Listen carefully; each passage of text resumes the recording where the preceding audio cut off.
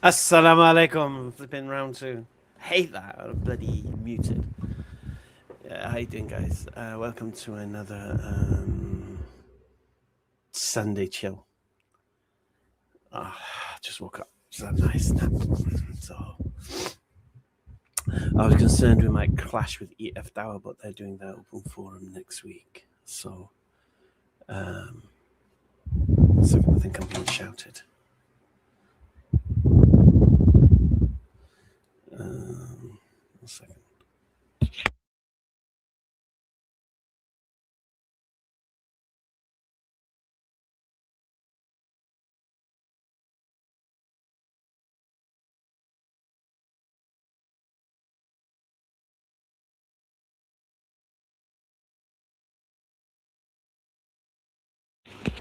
Um, is Bro Haji still on my back? He's a parasitic gossip queen. Don't worry about Bro Haji. Johnny Nuke works son up. How you doing, mate?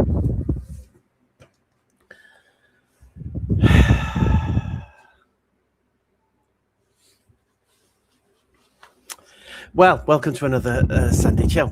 And what we do on a Sunday chill is we kind of chill. We're trying to keep the chill. Sometimes TikTok make that very difficult, but it's a good challenge. So we like to start off a Sunday chill. We're just chilling with the chat and hearing what you got to say, and try to engage with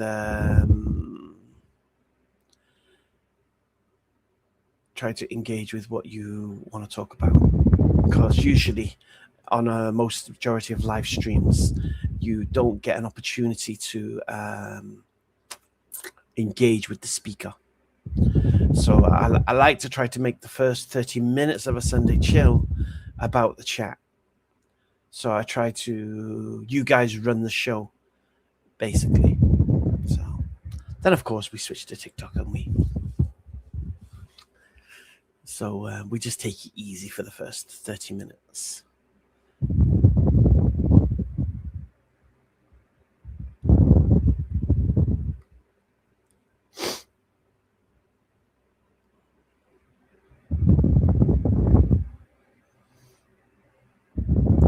Am I going to watch the England-Mexico game later? I believe I will.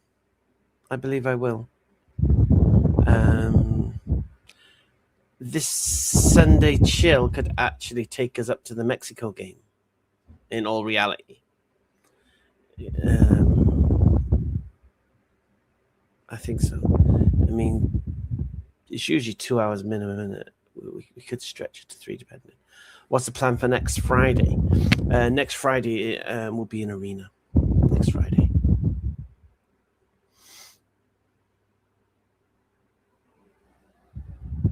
Is my fan sounding really loud on the mic? Walaikum assalam, Hamid Al-Hamis.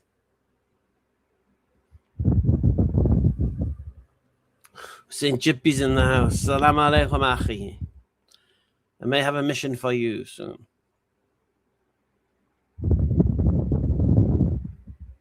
Went to the masjid on Friday and there were 6 people total.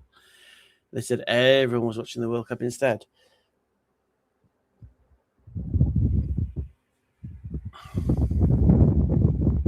It sounds like a blustery wind. Let me, if I turn it down a little bit.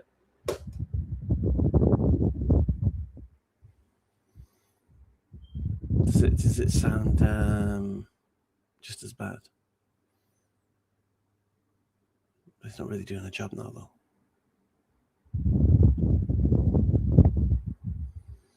Abdurrahman Tama asks, how can I become Muslim? With a name like Abdurrahman Tama, how the hell are you not a Muslim? I'm going to the south tomorrow, brother. Okay. How long are you going to the south for? It may not be required until... You usually go for a long time, don't you?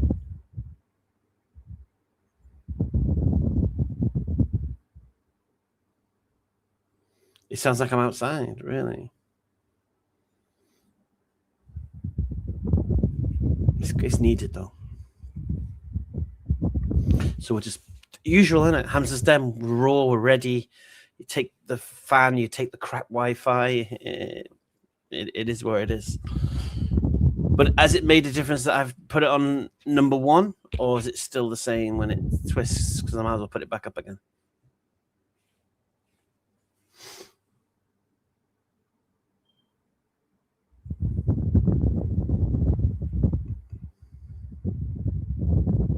Ooh.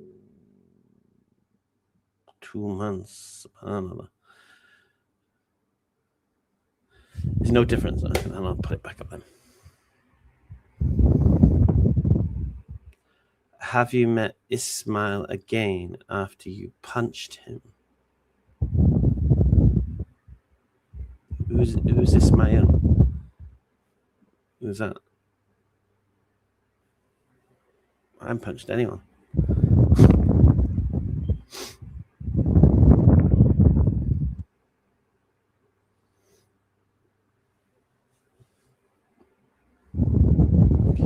What do you think about Ro? Ro, who's Ro?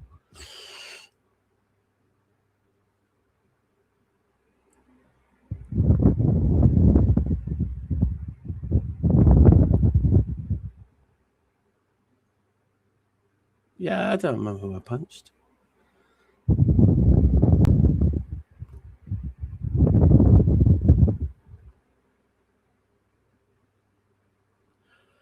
Funny thing is, Phantom, I'm gonna start an Ark Survival Ascended playthrough, starting with the island, going all the way through to Genesis. Single, either single player, or maybe I might make a world where people can join as co-op. I might do that. To be honest with you, I think it'll be more fun, more variety, more things going on, and then we'll let the people decide what they'd rather watch: DayZ or Ark Ascended. Because I didn't. I used to play Ark Evolved and PvP and all that, and then I'd never played Ark. I'd never understood the lore. I never understood what was going on, the boss fights, this, that. I was just going along for the ride. So what I thought I'd do is I'd start from the very beginning on Ascended. The graphics are another level. And I forgot how to play the game. I've literally forgot how to do anything. I'm struggling to even make a pick, for example.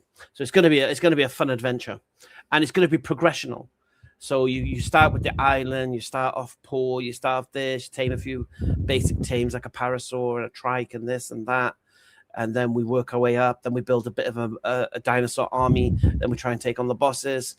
We do the 3 bosses and the ultimate boss of the island, and then we evolve to the next things. I like that progression. And Ark is just so cool.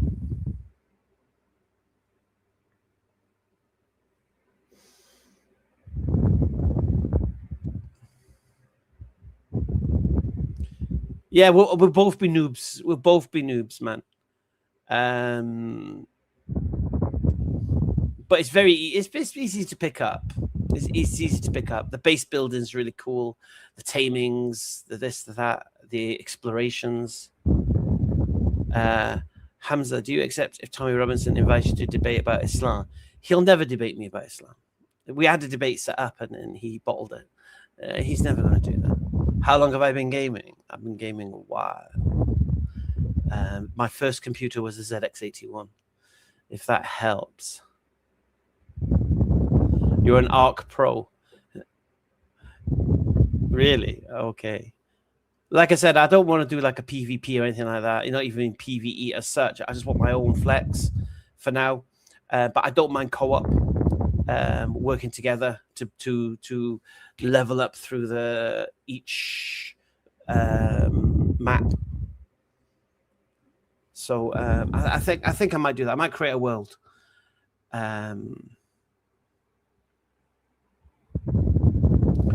Probably some clickbait thumbnail or video. To the other time I saw Brother Hamza nearly fist someone up was Bob the Builder. Yeah. I don't know. Our rule was close to getting a bang on the nose.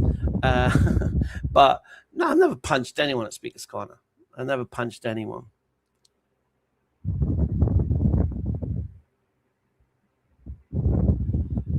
You see videos of saying you write a book about Mark and Luke's Gospels. No, I'm not going to write a book about Mark and Luke's Gospels. The books I'm planning to write is about Muhammad Sallallahu and Paul and DNA. These are my three ones I plan to write, inshallah. Yeah, early game is very fun. Yeah, I know.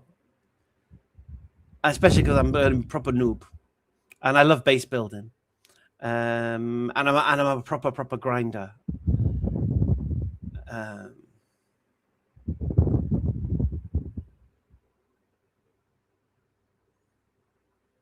I haven't boycotted Speaker's Corner. Have I been? I haven't been to Hajj. I've been on Umrah, but I've never been on Hajj. That's going to be a completely different experience, I believe. Hajj. Hey Bash, walaikum salam.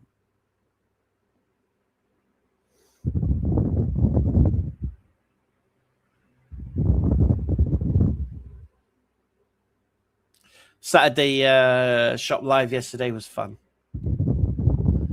I think the highlight has to be that atheist girl coming on and asking, "Why am I asking Christians why they believe Christianity is true?" You did say when you didn't go to it for a time that you did. Oh no, that was something else. I said if I went there, I would definitely bang that guy. So I stayed away for a while, but I've returned since then. I just dealt with it. Who am I rooting for in the World Cup? Maghreb. Of course. My missus, she's going mad for Maghreb, so I'm with her. Jazakallah khairan, Brew 3392 for gifting the memberships, mashallah.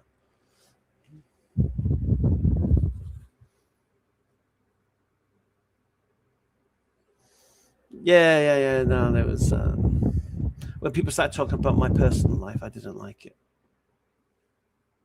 But then I thought, if they think they can get under my skin by talking about my personal life, then that's what they're going to do. Yeah, I did want to. I didn't want to bang him. I would have banged him. It wasn't a case of I wanted to. I would have if I'd have gone. So I stayed away because if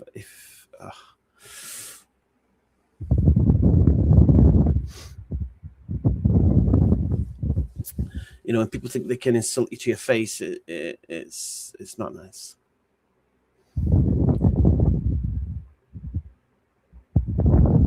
Yeah, you can do Umrah very quickly, mashallah. What do you think about immigrants? I'm a young 17. I have got no issue with people seeking a better life. I don't mind people coming to the UK if they feel they can progress in life. I don't think they should be unvetted, though. I don't think they should just be able to, even if they come on a boat seeking refuge or asylum, there has to be some kind of processing, and they need to be kept away from the public, personally. And until they're, I think there needs to be some kind of camps. I think there needs to be some kind of education in those camps, you know, because I've said this before. You know, they see an English girl on the street, and as far as they're concerned, that's how prostitutes dress in their countries. They're gonna struggle to identify. But I don't know, what are the rules. What are the rules for a migrant? You know, this is another. Let's say a girl on the street is 19. Is a migrant allowed to approach her and say, "How you doing, love?" Are they allowed to do that, or are they banned from talking to English girls? I mean, I don't know what the rules are. It sounds like Sharia. Hey, salam. How do you shop?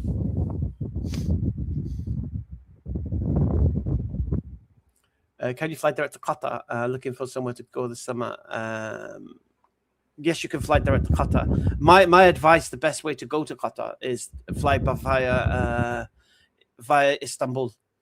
So fly to Istanbul first, have a few days in Istanbul, and then fly from Istanbul to Doha.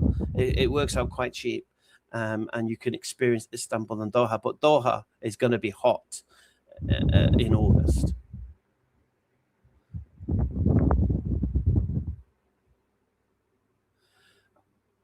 Bashar says, I got a gift. I was just about to say Allah's rewarded me. Oh, Mashallah, you get membership.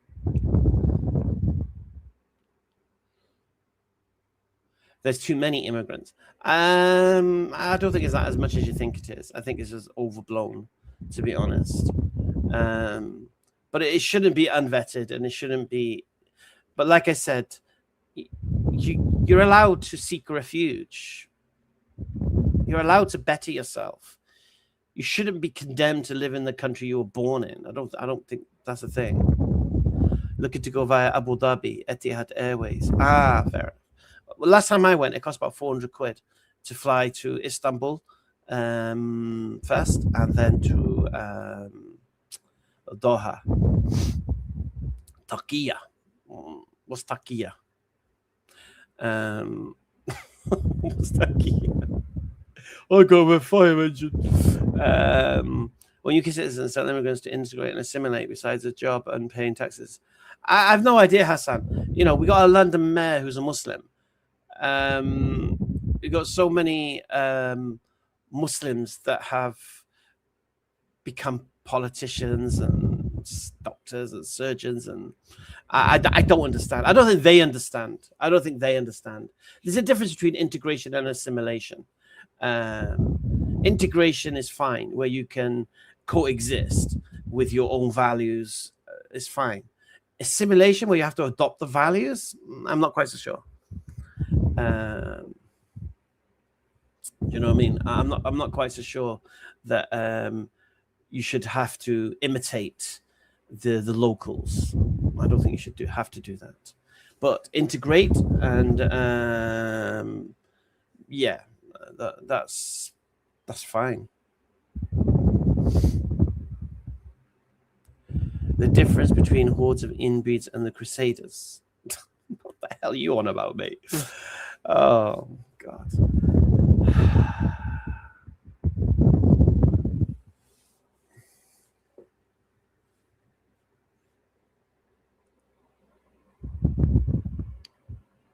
Mm-hmm.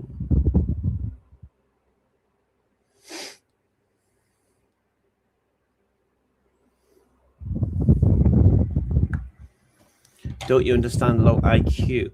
I think you're exhibiting it. The wind sound is my fan.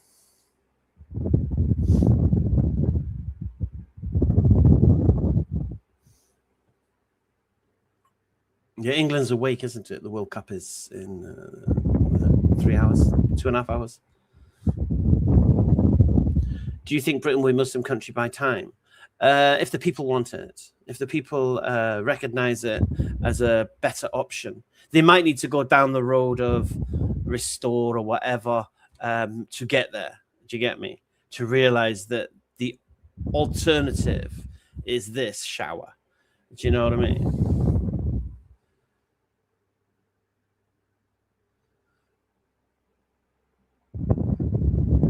Nobody wants to pray to the devil. I agree. Some people do. There are Satanists who do like to worship the devil.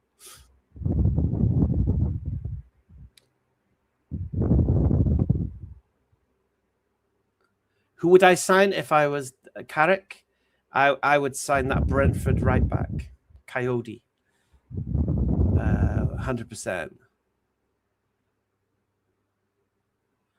If you want to move to England, what's the best Muslim community or area in England? I'll be honest with you. It depends. So if you're Moroccan, you know, a lot of Moroccans live in Ladbroke Grove in London. If you're Turkish, a lot of Turkish live in North London. If you're Pakistani, then you're looking like Ilford kind of Ilford area kind of thing. Ilford, East Ham. If you're Bengali, of course, Whitechapel is the place. If you're Somali, Walthamstow, Harrow, Afghani, Afghanis everywhere, mashallah. Barking, Wilston, Harrow, I would say. Indian Gujarati, I'd say East London, Ilford, again, kind of area. I would say that's kind of that's London. But also Pakistani in Indian is Leicester. Somali corner down south, the SW16. I don't even know. I know there's Somalis in Willesden as well. Southall, Sikhs, in it. Sikhs down in Southall. I don't know what Muslim community is down there, but I know the Sikhs are down there. Yeah, Birmingham, you got Alam Rock, Pakistani. Oh, Streatham. Yeah, I don't really travel that much. A lot of Maghribis, I think, in Tooting as well. Liverpool, I don't know what communities in Liverpool actually.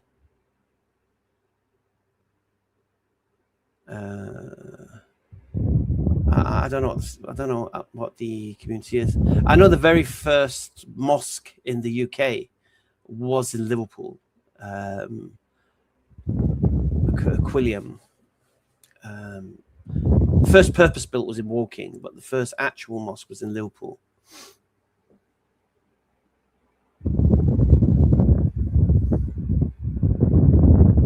Do my best Birmingham accent. Royce from Dudley. Yorkshire, I think again it did be Pakistani and Leeds and all that. Luton, I'd say Pakistani again. I tell you what's really good though in Birmingham is Coventry Road. That's like a proper mix, reverts, and everyone seems to be there.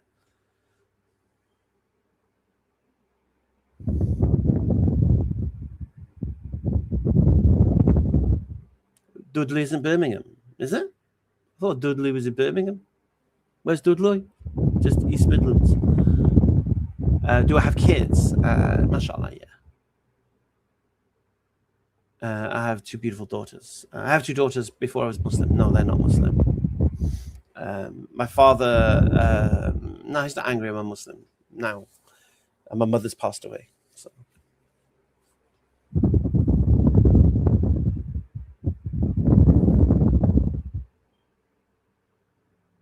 All right, for the baby cube. I won't say Dudley. I always remember, who used to say that? Is it Frank Skinner?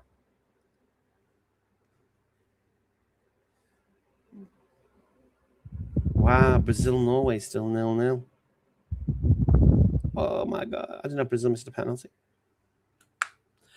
Glasgow, all right, wee man. My accent's just run out after one sentence.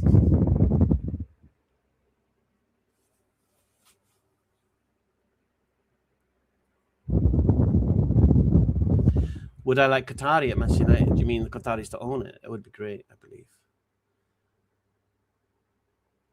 Salam, I'm a revert from Germany. How can I deal with Islam hate towards our religion or the attacks and slurs against me?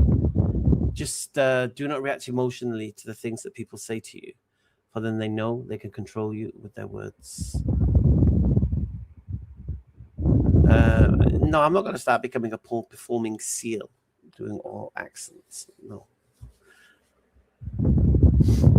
Do I still go to Speaker's Corner? Yes, I do. Wa alaikum assalam, Yusuf.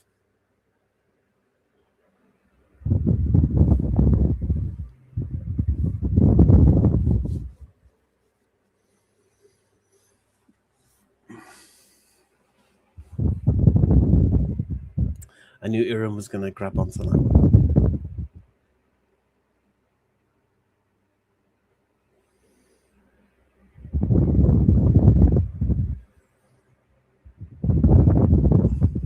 Probably not username 44772. Yeah, I know, but it's required, man. It's required. Tell me if it becomes too bad. I can like switch it off for a bit. Or maybe I can stop it swinging. Can I stop it swinging? I can't stop it swinging.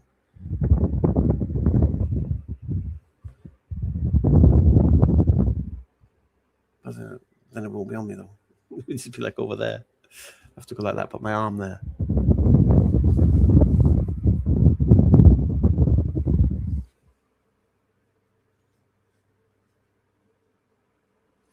Why? It's a great idea. Yeah, because that's not how I dress, mate.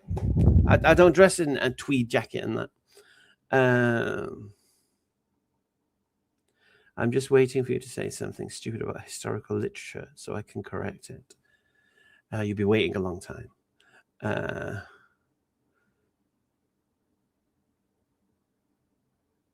Can you talk some nonsense even more so than what you're doing? What nonsense have I spoken, mate? Nobody cares. Nobody cares. Nobody really cares what you think, mate. All right, shall we get ready to go on TikTok?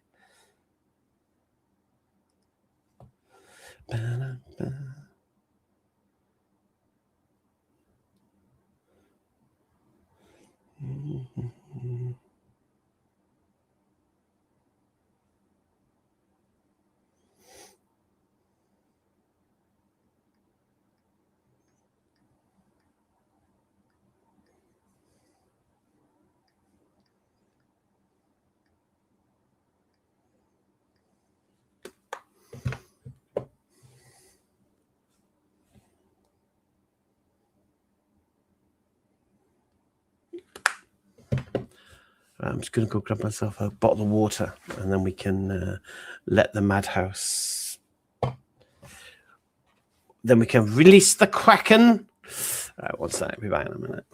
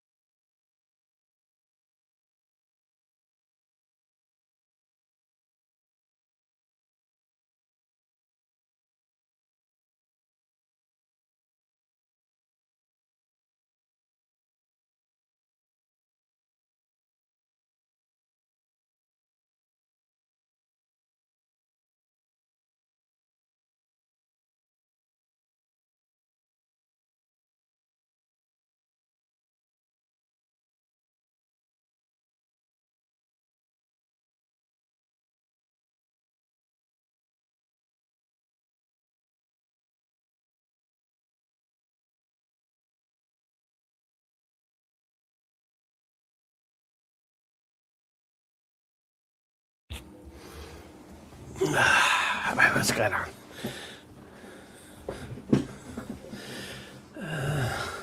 He's proper whiny, that real deal. Proper whiny scouser. I'm going to have to start reading his comments now in his Scouse accent. New Testament. Torah.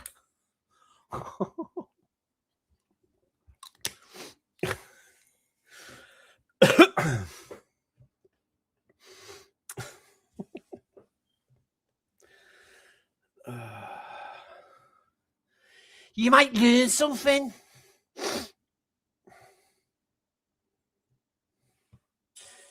I'm a descendant of a baron. I'm aristocracy, so no. Chomed.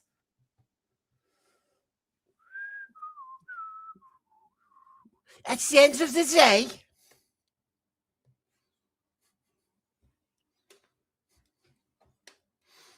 you play to a pedo.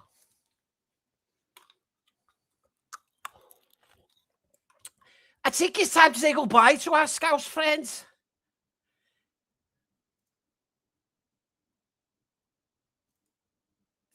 See you later, fruitcake.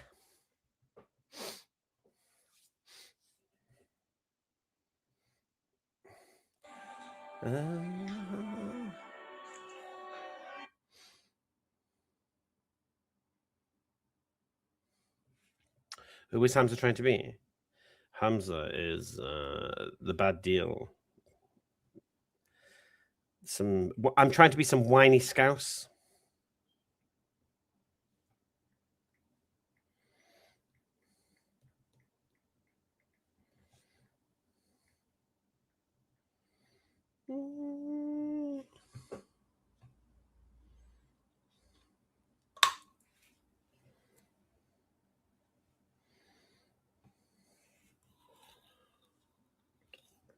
He was a scouser. He was a scouser. All right, we're live here on TikTok. Let me just get rid of these effects, man. Doing no effects at the moment. We just go live.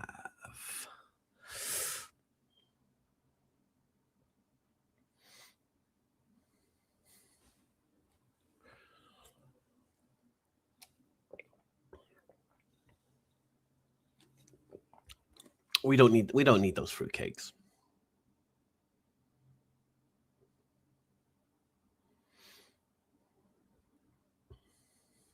Am I getting Cora on Friday? No, I'm not. Right, I'm going to put the fan on just for a little bit.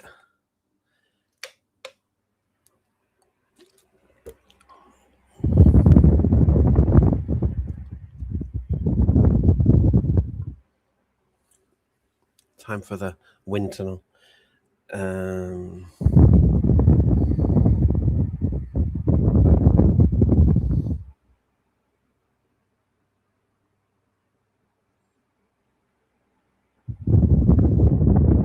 Spaghetti with nahari and keema sauce with cream cheese. What the hell is that?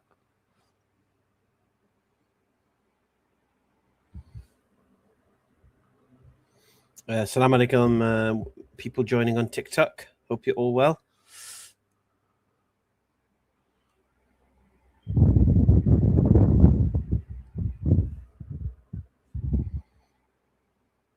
Yeah, that's what I thought, Yusuf. That is what computer says now.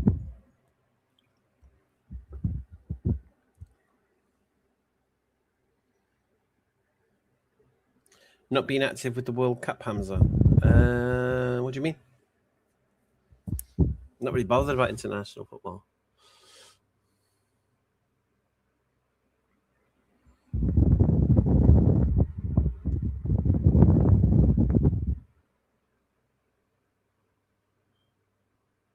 No, I know nihari is a classic dish, but with spaghetti and cream cheese. What the hell's that? Cream cheese with nahari. I thought nahari is like a shank in like sauce. Where's the cream cheese and spaghetti coming from? Walaikum assalam, Walkman.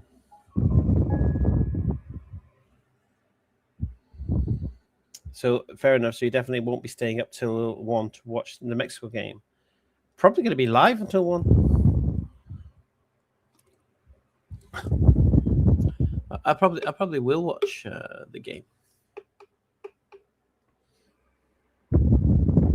Yeah, I know it's a shank curry, but what's that got to do with cream cheese and spaghetti? Thank you. Yeah, so this live stream should be potentially could be. Depends. Wrapping some cotton around the mic. I'll be honest with you, I have lost the actual, you know, that thing. Let me see if I think I've got it on my other mic. One second.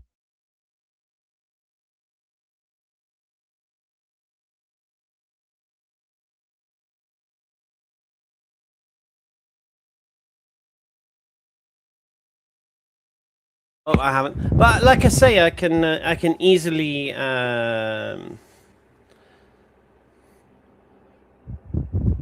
I could easily switch it off if it becomes too much of a headache. We'll see. Am I gaming today? It's a great question. Maybe not today, But I'm going to be starting Ark Survival Ascended from scratch. I'm going to do each map in turn because I've never done that.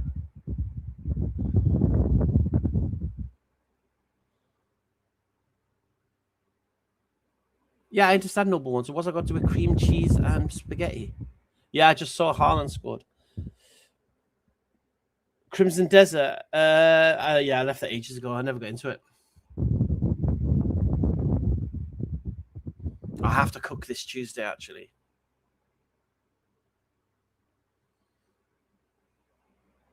Am I watching the England match? I probably will watch the England match, yeah.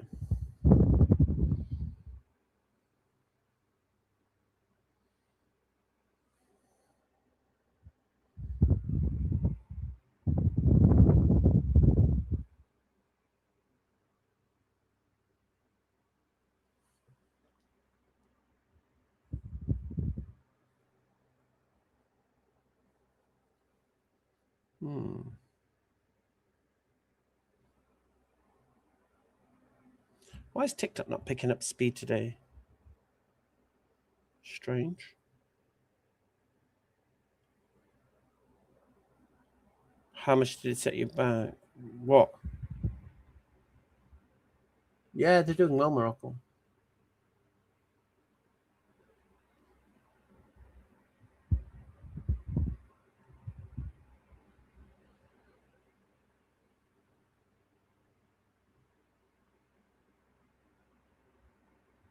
Acts of Blood? I haven't. What's that?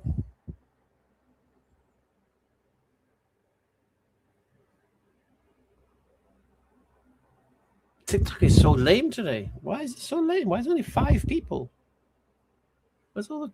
I think I have to put the prompts. I think we have to put the prompts. They need waking up. So.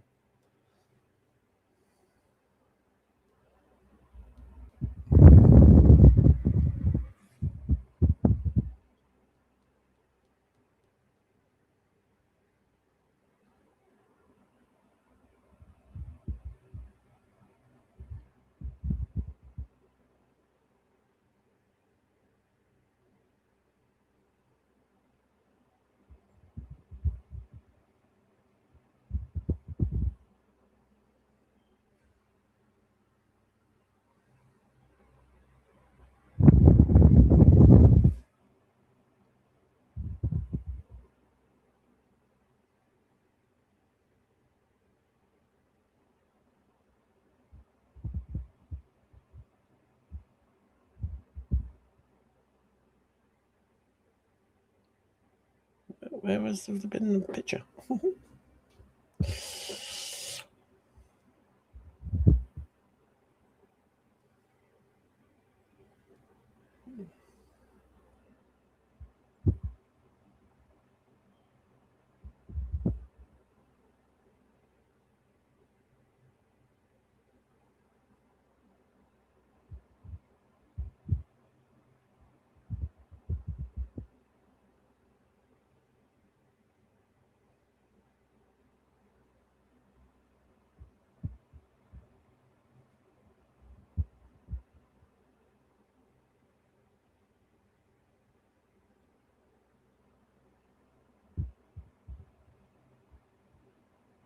There we go. There's 3 people watching on TikTok. That's amazing. I've never seen it so low, except when I'm maybe gaming. Strange.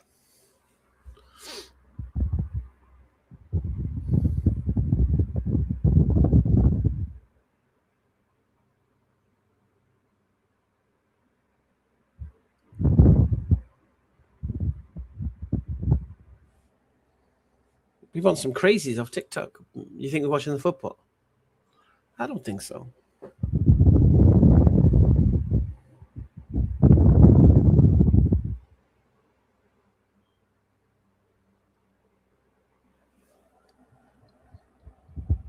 But this prompt might grab them now.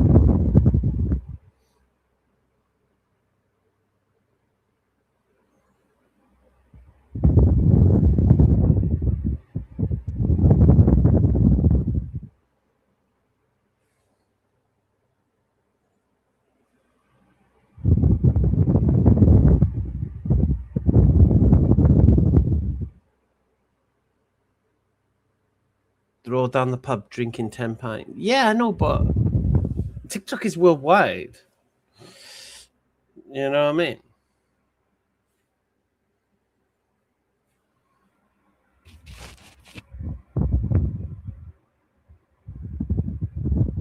I'll put the link here as well, so in case anyone wants to come up. Yeah, we can put it here as well.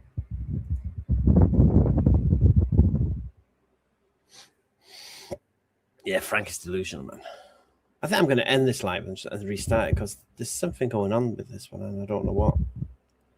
Why was it so bad? I really didn't understand it.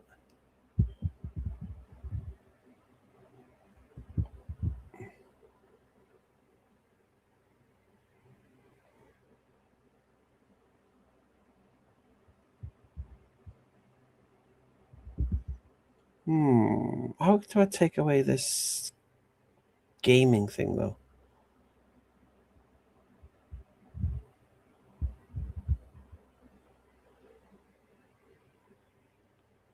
I don't know whether that's affecting it.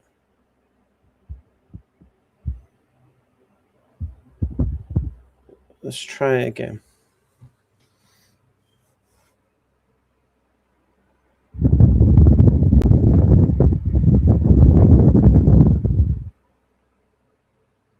It could well be the football.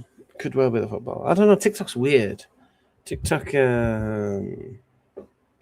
See, this is the thing that's really annoying me. This part. How do I get rid of that? Because it's not DayZ. Why have I got DayZ next to it? I don't know.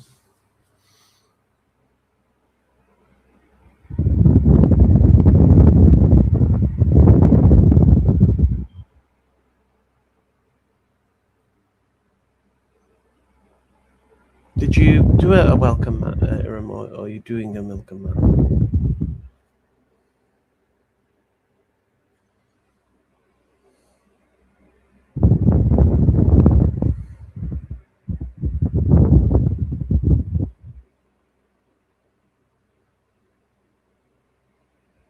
I mean, Aisha. Oh, she's praying. Okay, cool. Yeah, share the live, guys. TikTok's been really weird today. Walaikum assalam, Umar.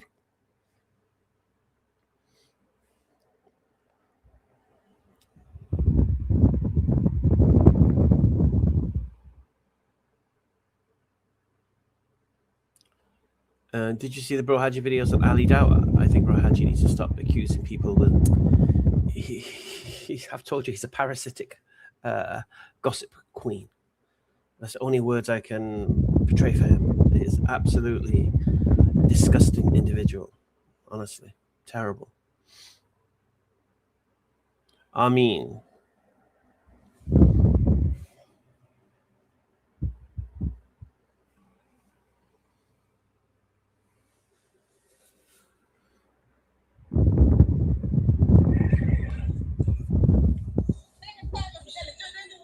Hello, assalamu alaikum. wa alaikum salam.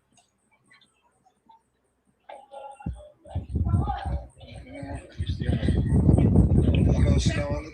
Wa alaikum salam.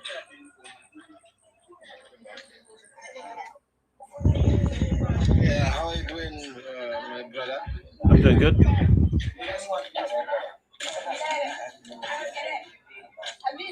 Hello, how are you doing? Yeah. Assalamu alaikum. You know, yeah, wa alaikum salam. Flipping heck, man. If you're going to come live, don't come in the bloody middle of a party.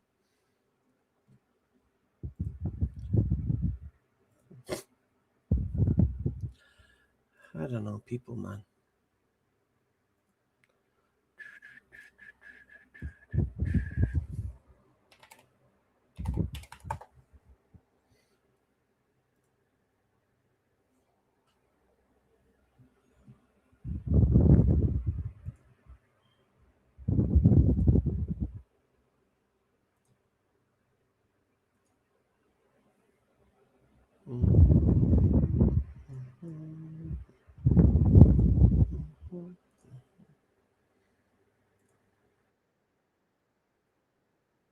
Oh, that fan is quite loud, isn't it?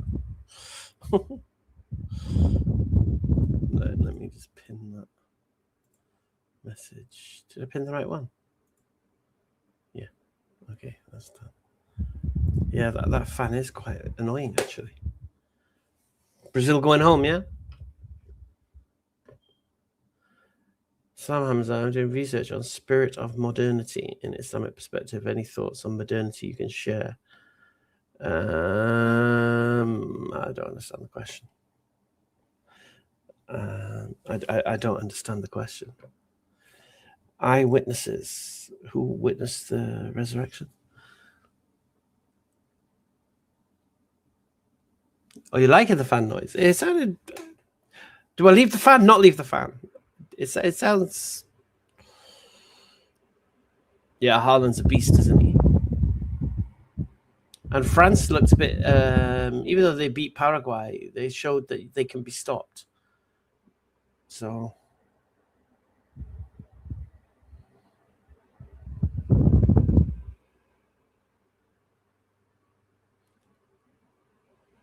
The fan no good.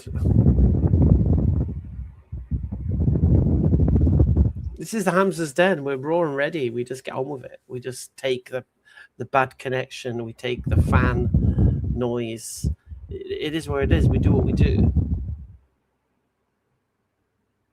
Morocco, though, are looking strong, man. So the way it's going now, then, if England beat Mexico, then the next game is against Norway, and the winners of that play the winners of France, Morocco.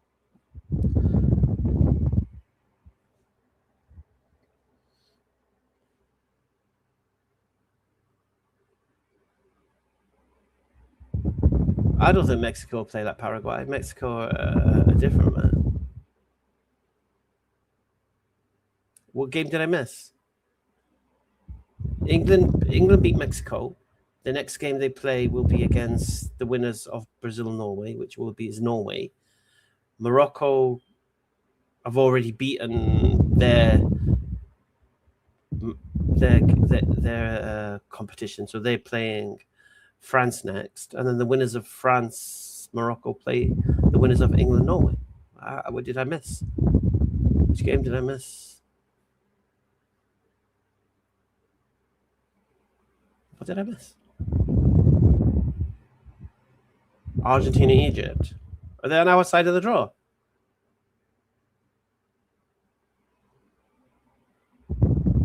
I don't know.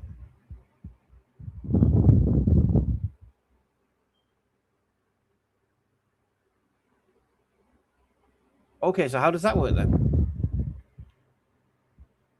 So the winners. Okay, the winners of England, Mexico. Yeah. So the winners of okay. So you're saying the winners of England, Mexico play Norway, and then you're saying the winners of France, Morocco play the winners of that section. Okay.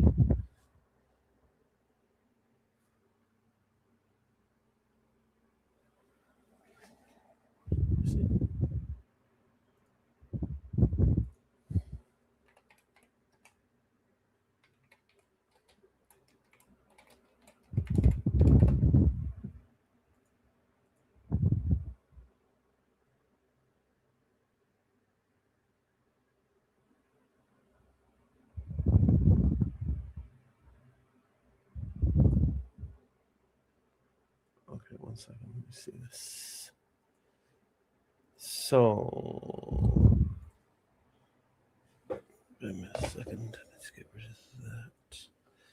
Okay. So the winners of Brazil, Norway, which is Norway, play the winners of England, Mexico, which is what I said. Okay, then the winners of Argentina and Egypt play the winners of Switzerland and Colombia.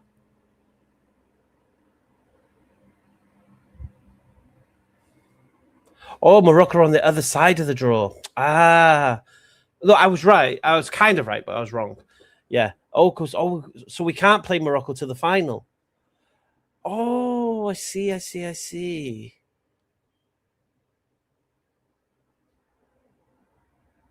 Oh, I see.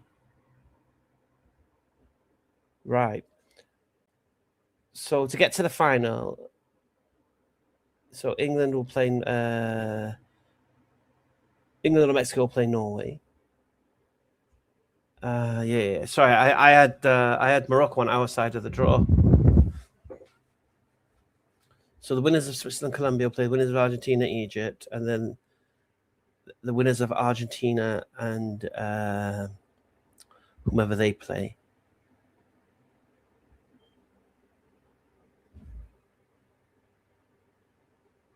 Okay. Okay.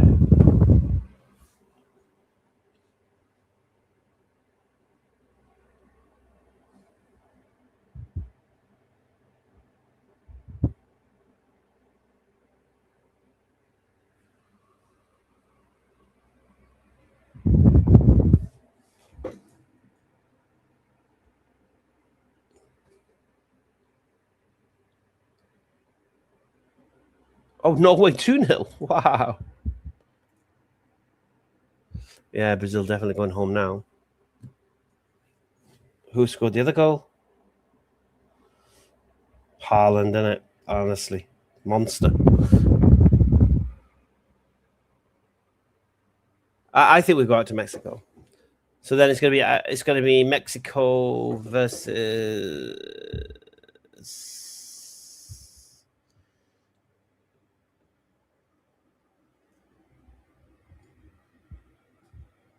Oh right, we're not to be to the final. Okay, so Argentina I think will beat Egypt. I think Switzerland will beat Colombia. Argentina will beat Switzerland. Argentina will get to the final. France, Morocco. I think you got Portugal, Spain, USA, Belgium. USA are going great guns as well, aren't they?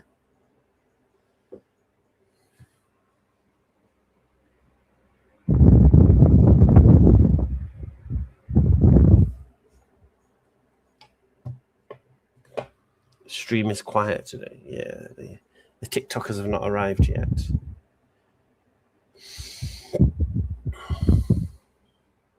You think Argentina final again? You think France beat Morocco?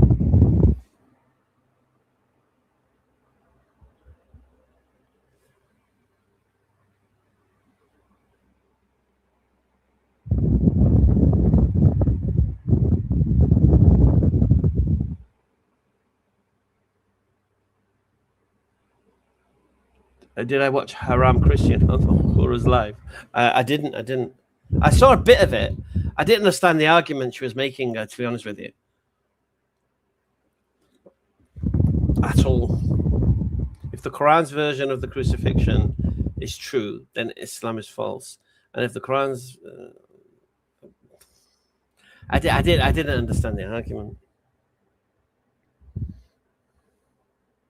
Walaikum salam, happy sprinklers.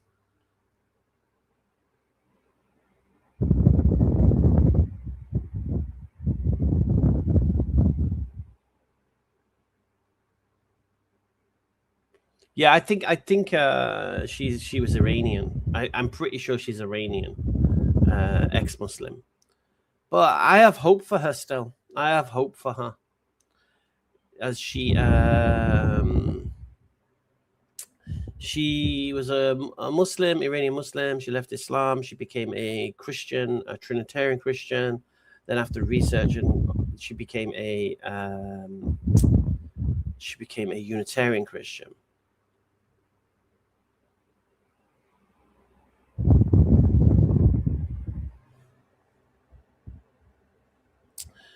Sid 101 says a stupid question. No religion is true.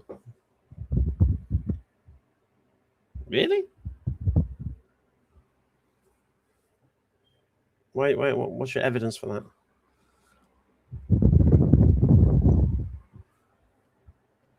Stupid comment. What's your evidence for no religion being true? Then? Provide your evidence.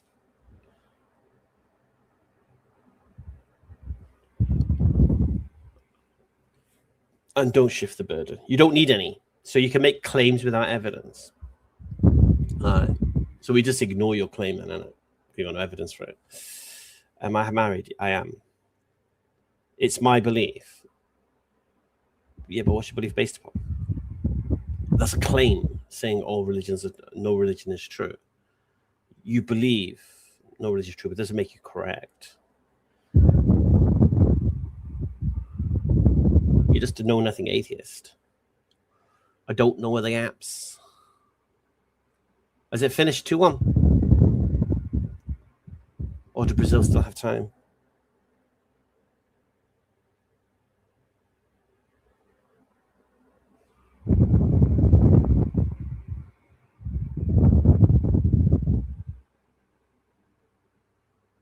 Oh, how much time they got left?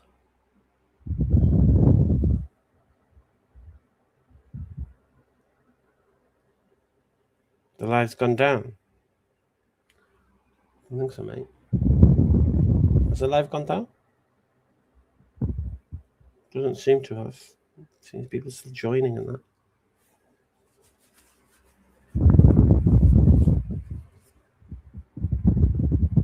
Ooh, 4 minutes over time. It's all over. It's all over. Haaland in the corner like a beast holding the ball, I can imagine.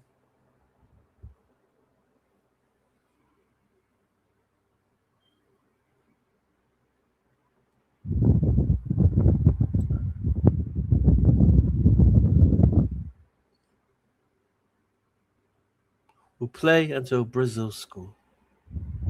Yeah, it's a fan. It's a fan. Yeah, you'll get used to it soon. Don't worry. It'll become part of the background. It'll become like white noise.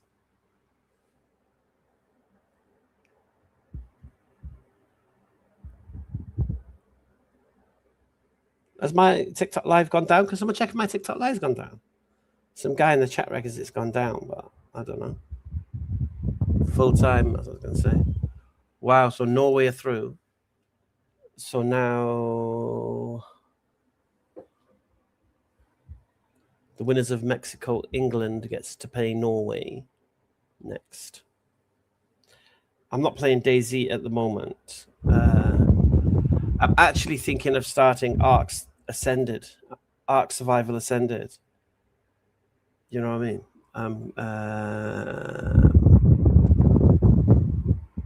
Brazil have never beaten Norway.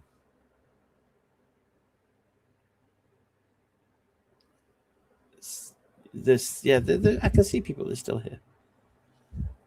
Do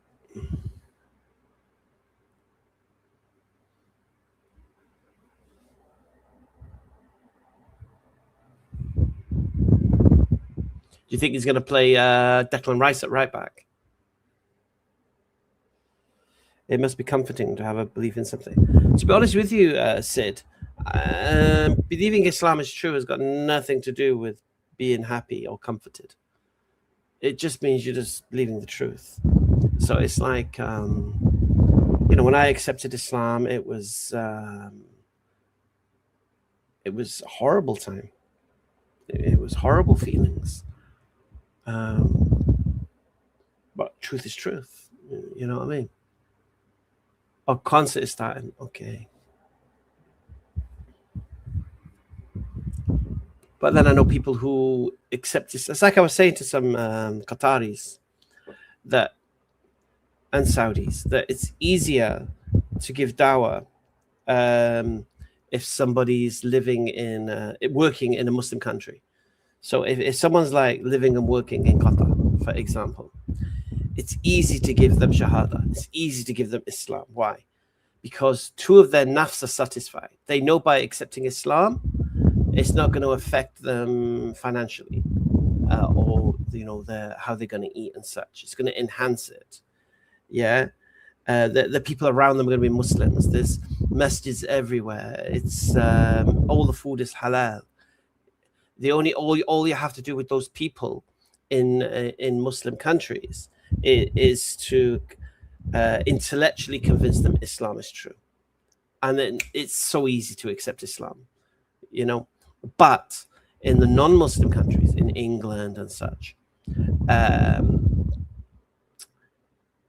it's easy to intellectually convince somebody Islam is true, But for them to accept Islam, it's going to affect their daily lives, what they eat, maybe their job, maybe their family relations. It's going to affect all of these things.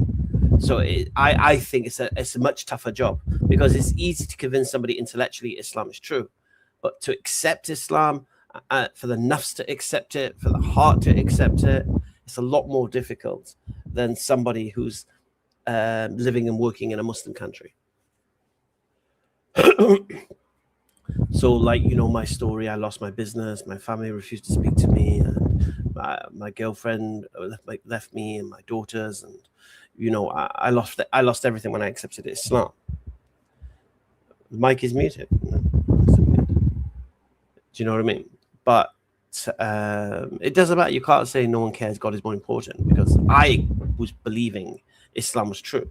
I didn't accept it initially because of the heart wants what the heart wants, because the nafs want what the nafs wants. You know, where am I going to live? Where am I going to sleep? How am I going to earn money? You know, you got to think of the practicalities of it. And it was only when those things were satisfied that I embraced Islam. So I'm just showing the dichotomy between giving shahadas to people in Saudi, Kuwait, these places, and giving shahada to somebody in England, US, Europe, and such.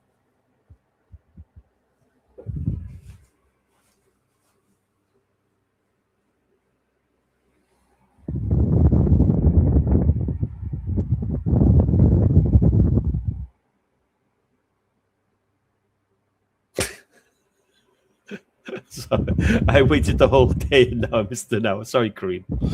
I was busy. I had to deal with stuff at my shop today. I had to go to the wholesalers, and then we took the stuff to the shop, and then we started hanging stuff. And then by the time we finished it was like nearly like 4 o'clock, and then we came home. And then I rested a little bit, and then the missus made this, you know, what's it called, shefshuka? This kind of like tomatoey egg with baguettes, and I had beef sausages with it, and it was just another level. And I ate that, and then I was like a lion, just fell asleep.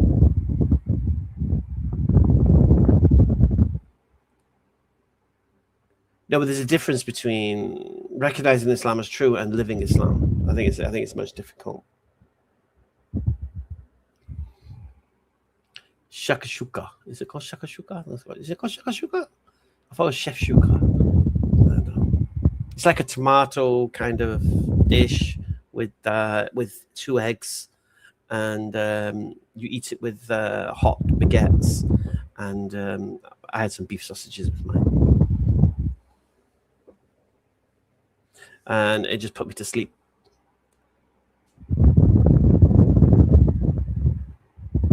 Yes, please, Iram. No cheese sauce with your nahari, nor spaghetti.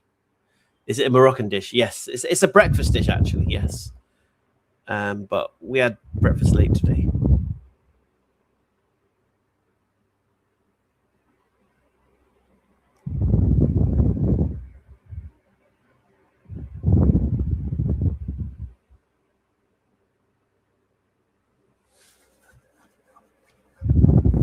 You said it right, Hamza. The missus just confirmed to me and telling me the same ingredients.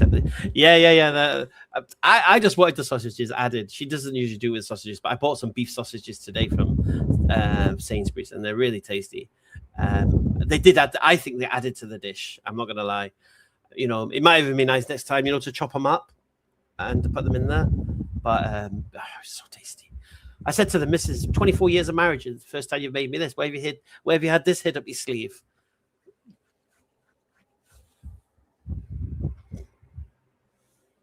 But first time I've had it. She said aubergine, though.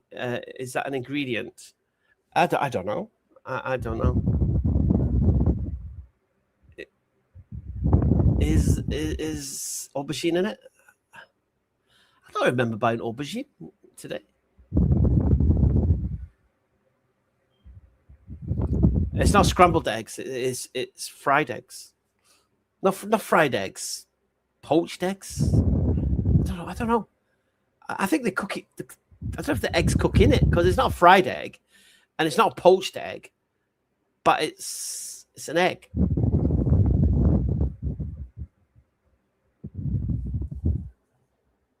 Am I watching England play? It's looking likely. Yeah, it's something. But then you have the baguette. But well, I have the sausage. So I had the sausage, so I break the egg with the sausage and then dip it in the tomato. The egg cooks in it. I would add if I wanted now. Also, they cook it with the egg as well, so it all cooks together.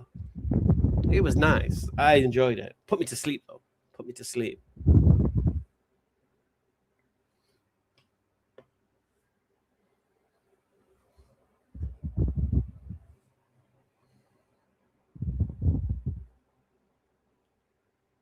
What's that? Oh, someone's was trying to come live, but their live is not allowed. It's not an omelette. No. It's not an omelette. It's like a tomato with 2 eggs in it. Tomatoey something. Let me just get the ingredients. One sec.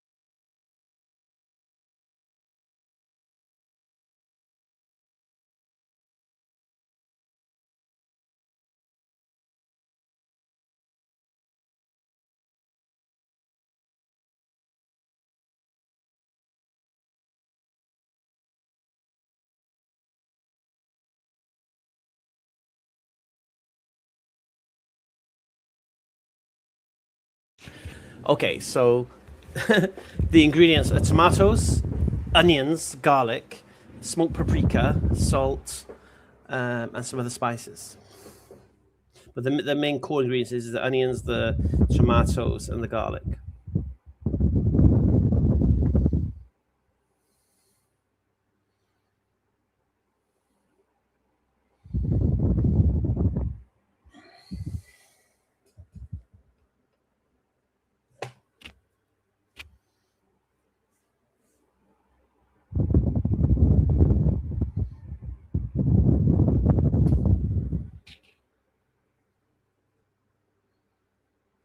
No, I'm not cooking that. I'm cooking. What am I cooking? Some steak medallions with what you call it, potato gratin, and some mushrooms, some type of mushroom.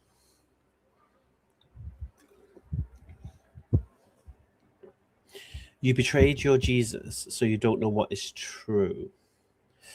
That doesn't answer the question, or does it?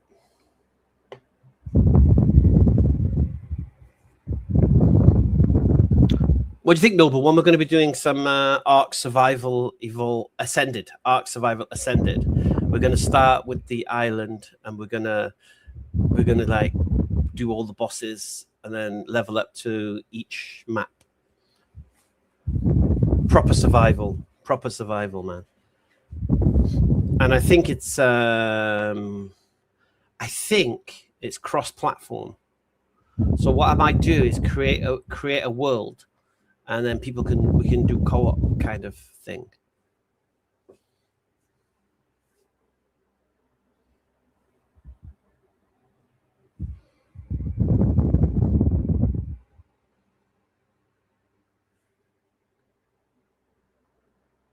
I don't know what's happened with the guests today.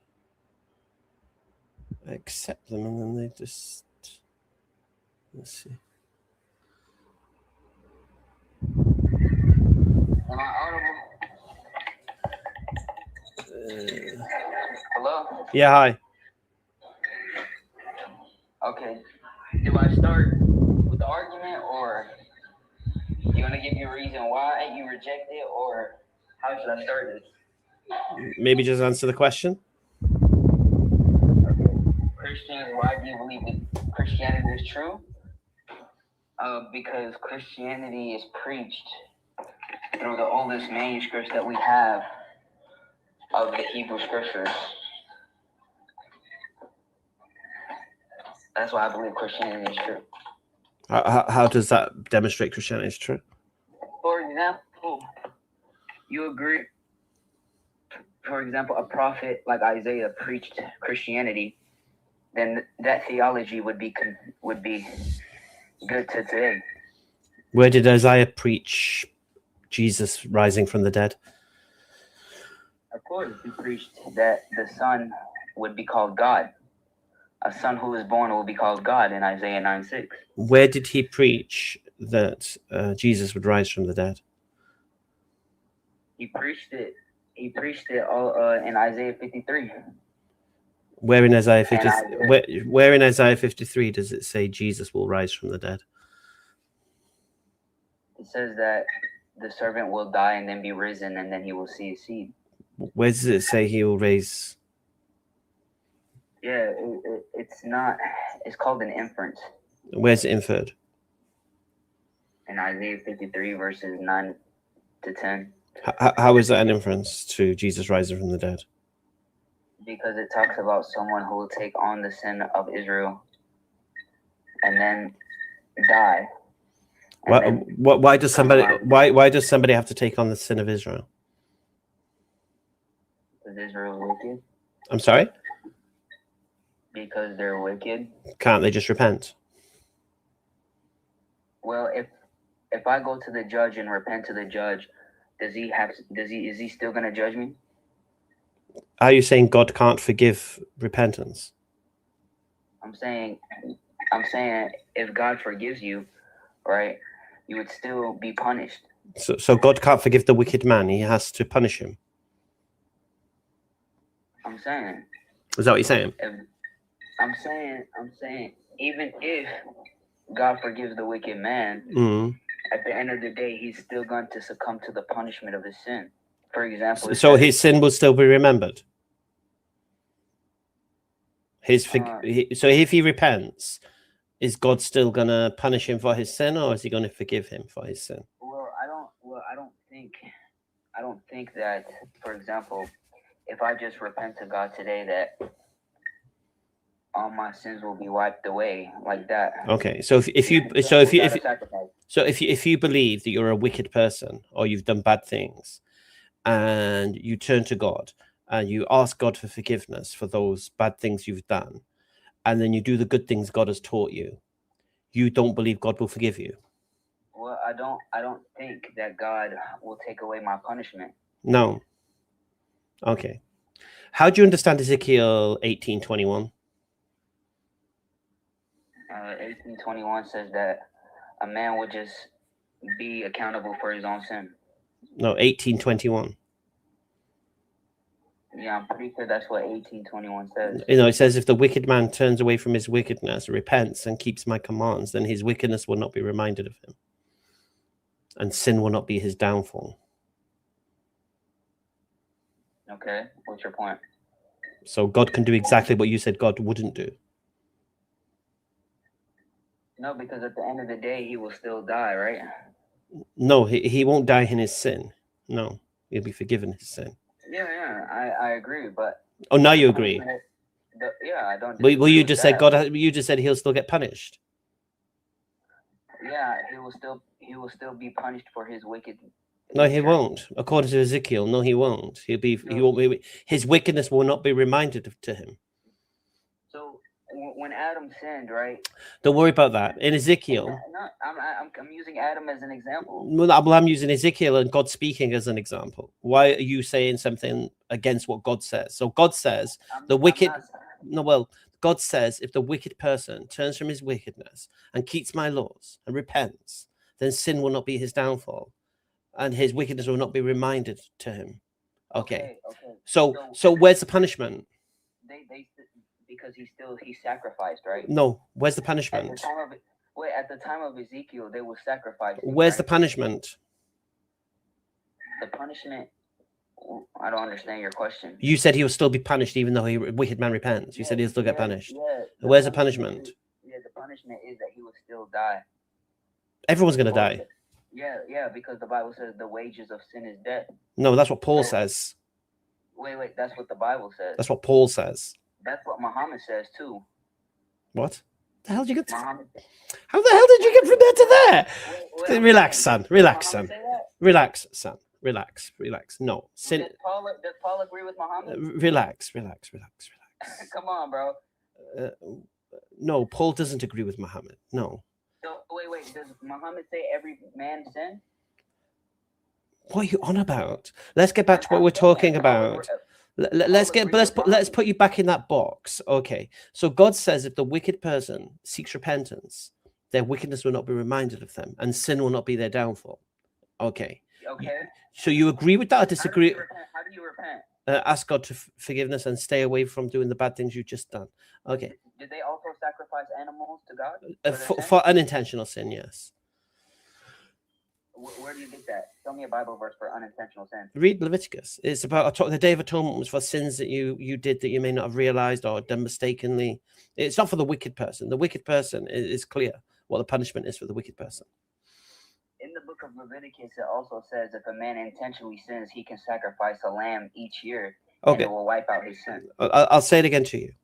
In Ezekiel, it's clear that the wicked man can be forgiven his sin and not be reminded of it through repentance. And sacrifice. It doesn't say Correct. sacrifice. It doesn't say sacrifice. But Ezekiel doesn't leave that out. It doesn't say sacrifice. It doesn't have to. It doesn't say sacrifice. You know that God doesn't, according to what your book says, God doesn't require the skin and bones and blood of animals to forgive you. Then why did he command Israel to sacrifice? Okay, so for the Israelite, because in them days the animals were like a add value. You understand? Because the animal would die in their place, correct? No. Wait. If a man sins, he was to be put to death. No, Right. no. So wait. So why in the If that was the case, why would in Ezekiel the wicked man who's done so many sins not be put to death? Because he repented and had a sacrifice. It doesn't say how to sacrifice. I'm There's saying no mention of sacrifice. Ezekiel was talking to Jews. Let me just understand something now. So are you saying now, just so I understand, that the only way God can forgive you is if you make a payment in blood? Is this what you're saying? I'm saying that that's the commandment he gave to Israel. So you have to pay in blood. So God requires a blood payment, yeah? Not in every case. So not in every case. So if for example, if I can't afford an animal at that time, people used to buy animals. If I can't afford it, then I can give a grain sacrifice. But I thought you had to shed blood. Yeah. Well, the Bible says that the life is in the blood. Well, no, you just quoted the Bible saying there's no forgiveness of sin without the shedding of blood. So if someone... That's in Leviticus, bro. Okay, you've just said there's no forgiveness of sin without the shedding of blood, and then you've also said you don't need to shed blood to be forgiven your sin. No, Which one is it? It depends on circumstance, because some people were. Okay, so there is forgiveness of sin without shedding of blood. That's an incorrect statement, then. But there would still be a sacrifice. So the sacrifice of what? For a grain sacrifice. So not blood. Yeah, because if you're too. So there is forgiveness of sin without the shedding of blood, then. You're not sincere, bro. I'm not sincere. Is there forgiveness of sin without the shedding of blood? Yeah. There is. Yeah.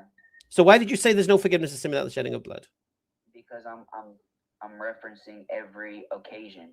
I'm not referencing just one. Well, you can't say there's no forgiveness of sin without the shedding of blood, except on this occasion. I'm saying there's no forgiveness of sin without a sacrifice. That's not what you said. There's no forgiveness of sin without shedding of blood was your words. But that's what I meant. Well, the Bible doesn't say what you said. The Bible says the opposite. That's what Paul says. Why does the Bible say if you can't afford a lamb or That's the point. So let's understand. That's my point. Right. So we can agree that there is forgiveness of sin without the shedding of blood. But there would have to be a sacrifice. Yes. Do we agree that there has to be a sacrifice? No, we say there is forgiveness of sin without the shedding of blood. Yes. But there's a sacrifice. But there's no shedding of blood. Blood or not. Okay.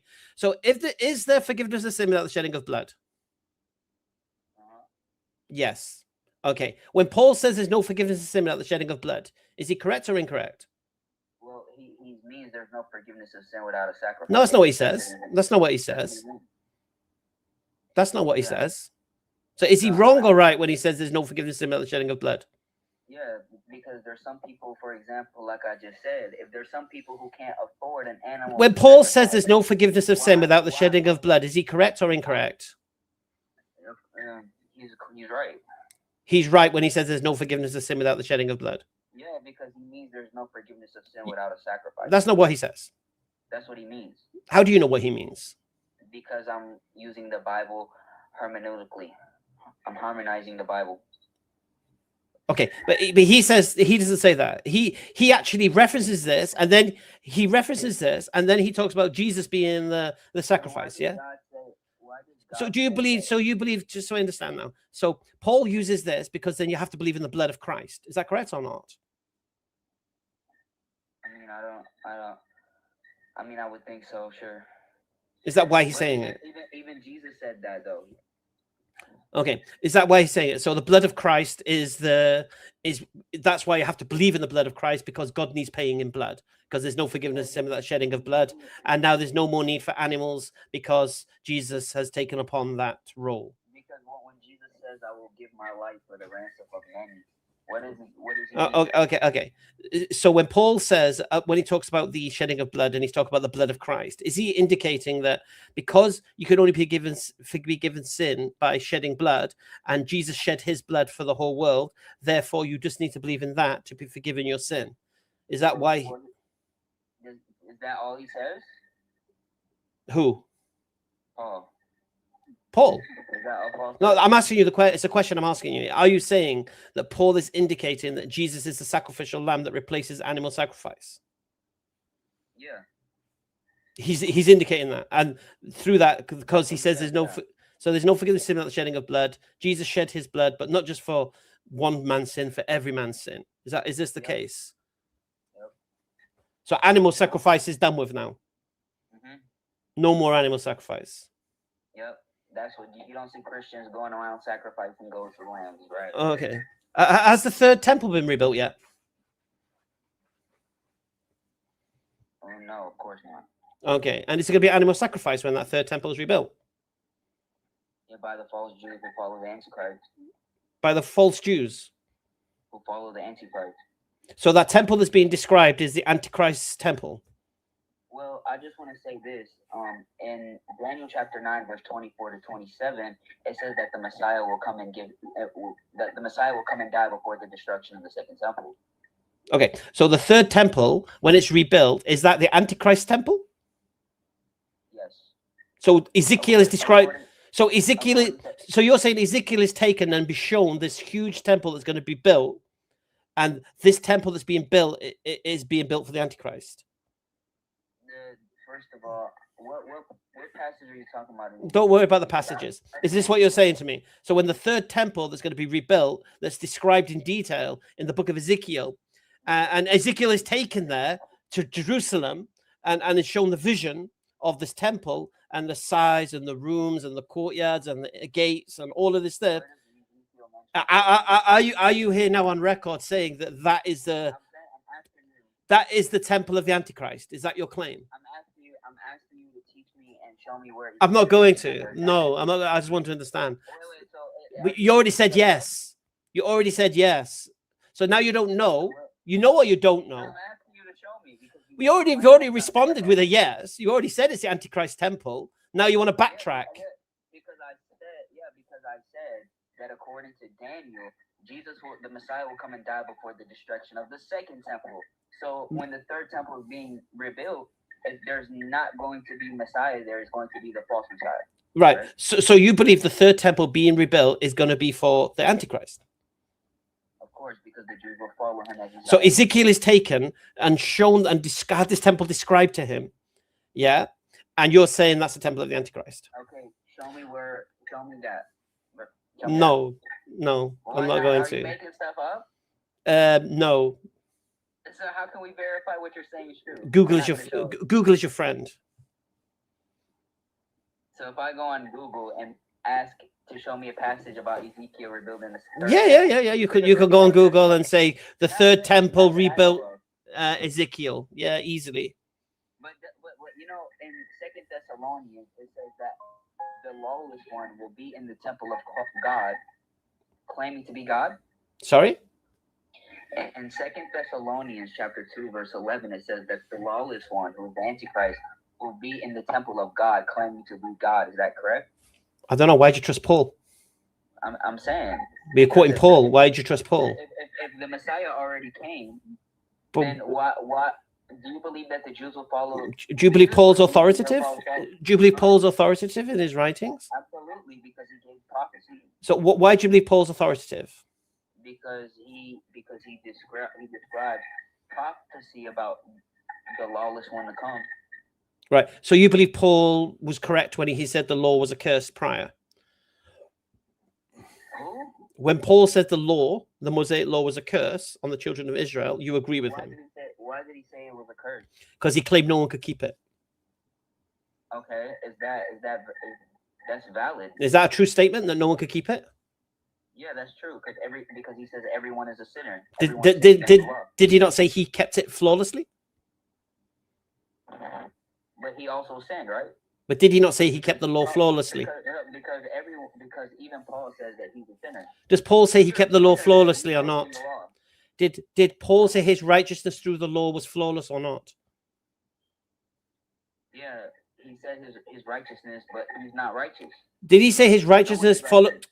Did he say his righteousness through the law is flawless or not?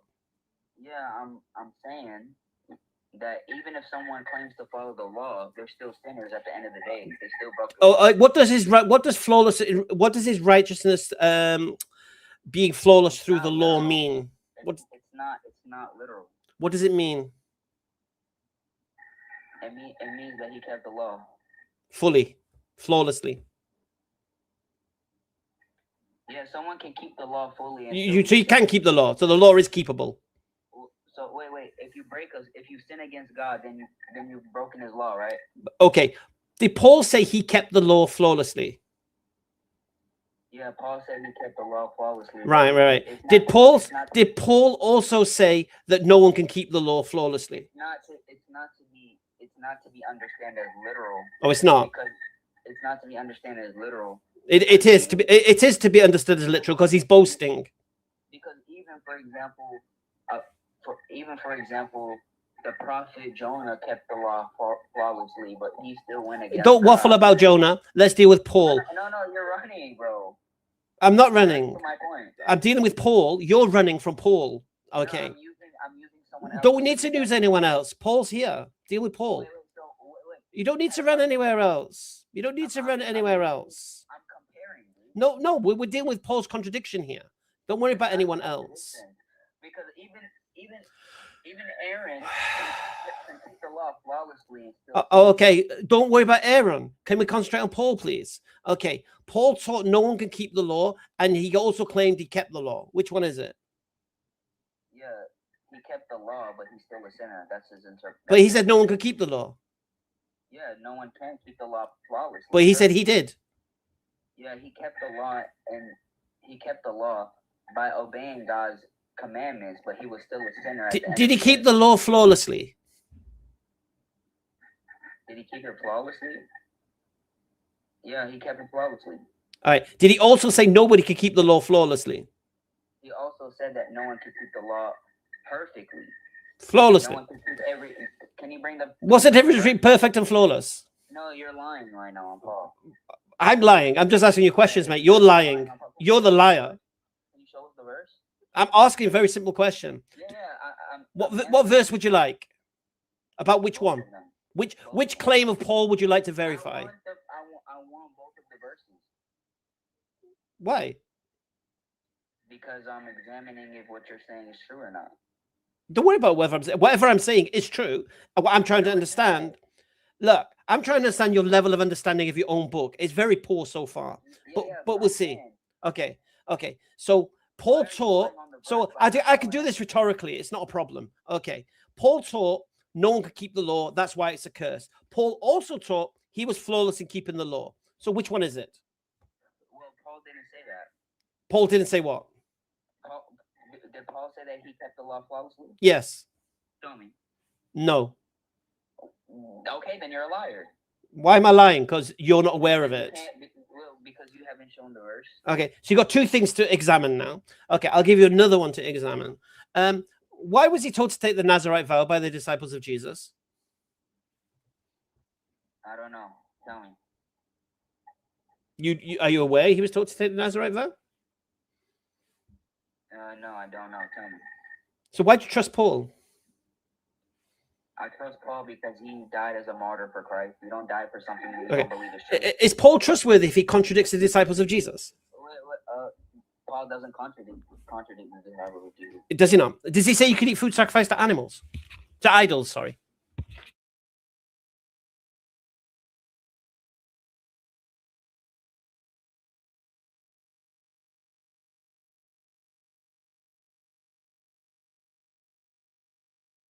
Does he say you could eat food sacrificed to idols under certain conditions? Yeah, there's conditions to everything. The disciples of For Jesus make. example, if I eat a food that is sacrificed to Allah, am I a sinner? So according to Paul, I'm asking you a simple question. I'm not If I interested. eat- I'm not interested in your. I'm not I'm interested in your red herrings, then dude. I'm not interested. Okay. I'm not interested. Does Paul teach you can eat food sacrificed to idols? Yeah, I'm saying if I eat food sacrificed to Allah, am I a sinner? No. Okay, then your answer is no. What the hell? You're asking me what I believe, mate. Yeah, no, I'm Do you believe you can eat I'm food asking sacrifice? Okay, I'll make it easy. Okay, can you eat food sacrificed to Allah? Yeah, the food is not. If I eat the food, it's not intrinsically a sin. But if I partake in the sacrifice, that's what becomes a sin. So you can't eat food sacrificed to idols. No, the food is not. If I eat a food sacrificed to Allah, it's not sin. Can you But eat- If I partake, let me finish the answer. If I eat food, for example, that sacrificed to Allah, that's not a sin. But if I partake in the sacrifice, that becomes sinful.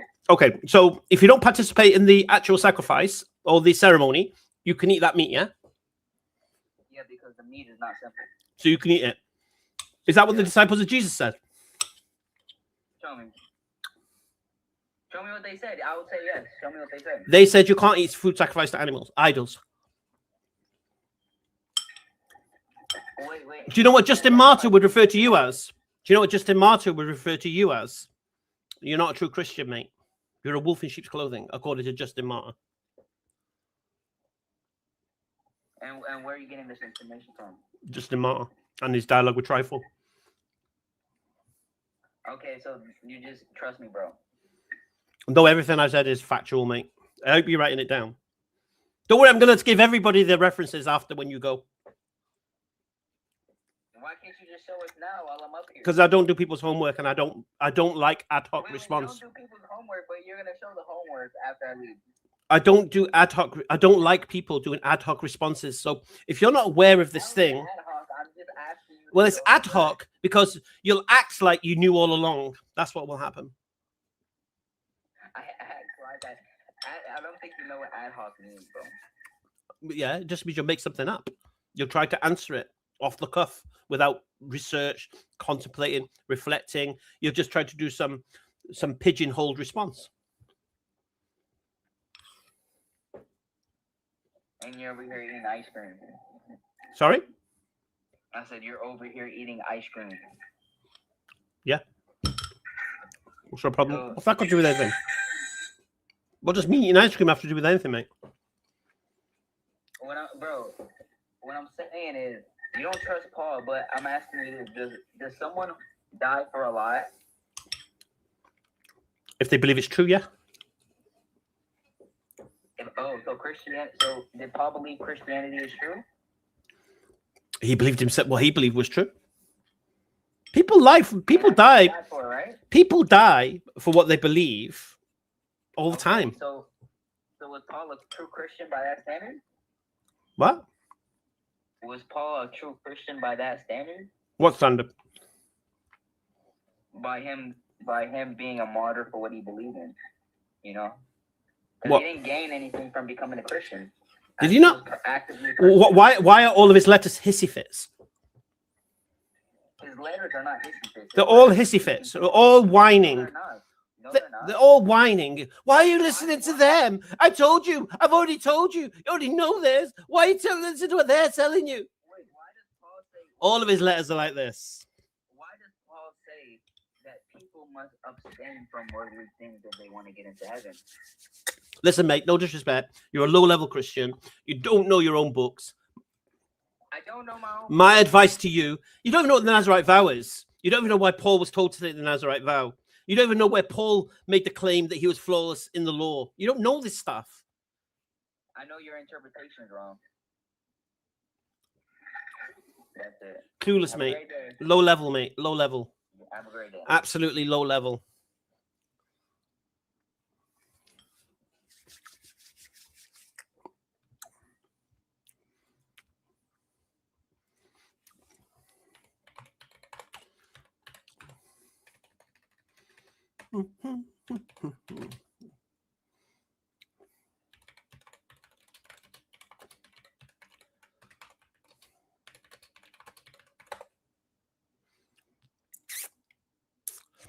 Philippians 3:6, yeah. So he reads, as to zeal, persecuting the church, as to righteousness under the law, blameless, which is the same as flawless. So Philippians is what you need. We call that the Paulinian paradox. Paul says no one can keep the law perfectly, yet claim to keep the law perfectly.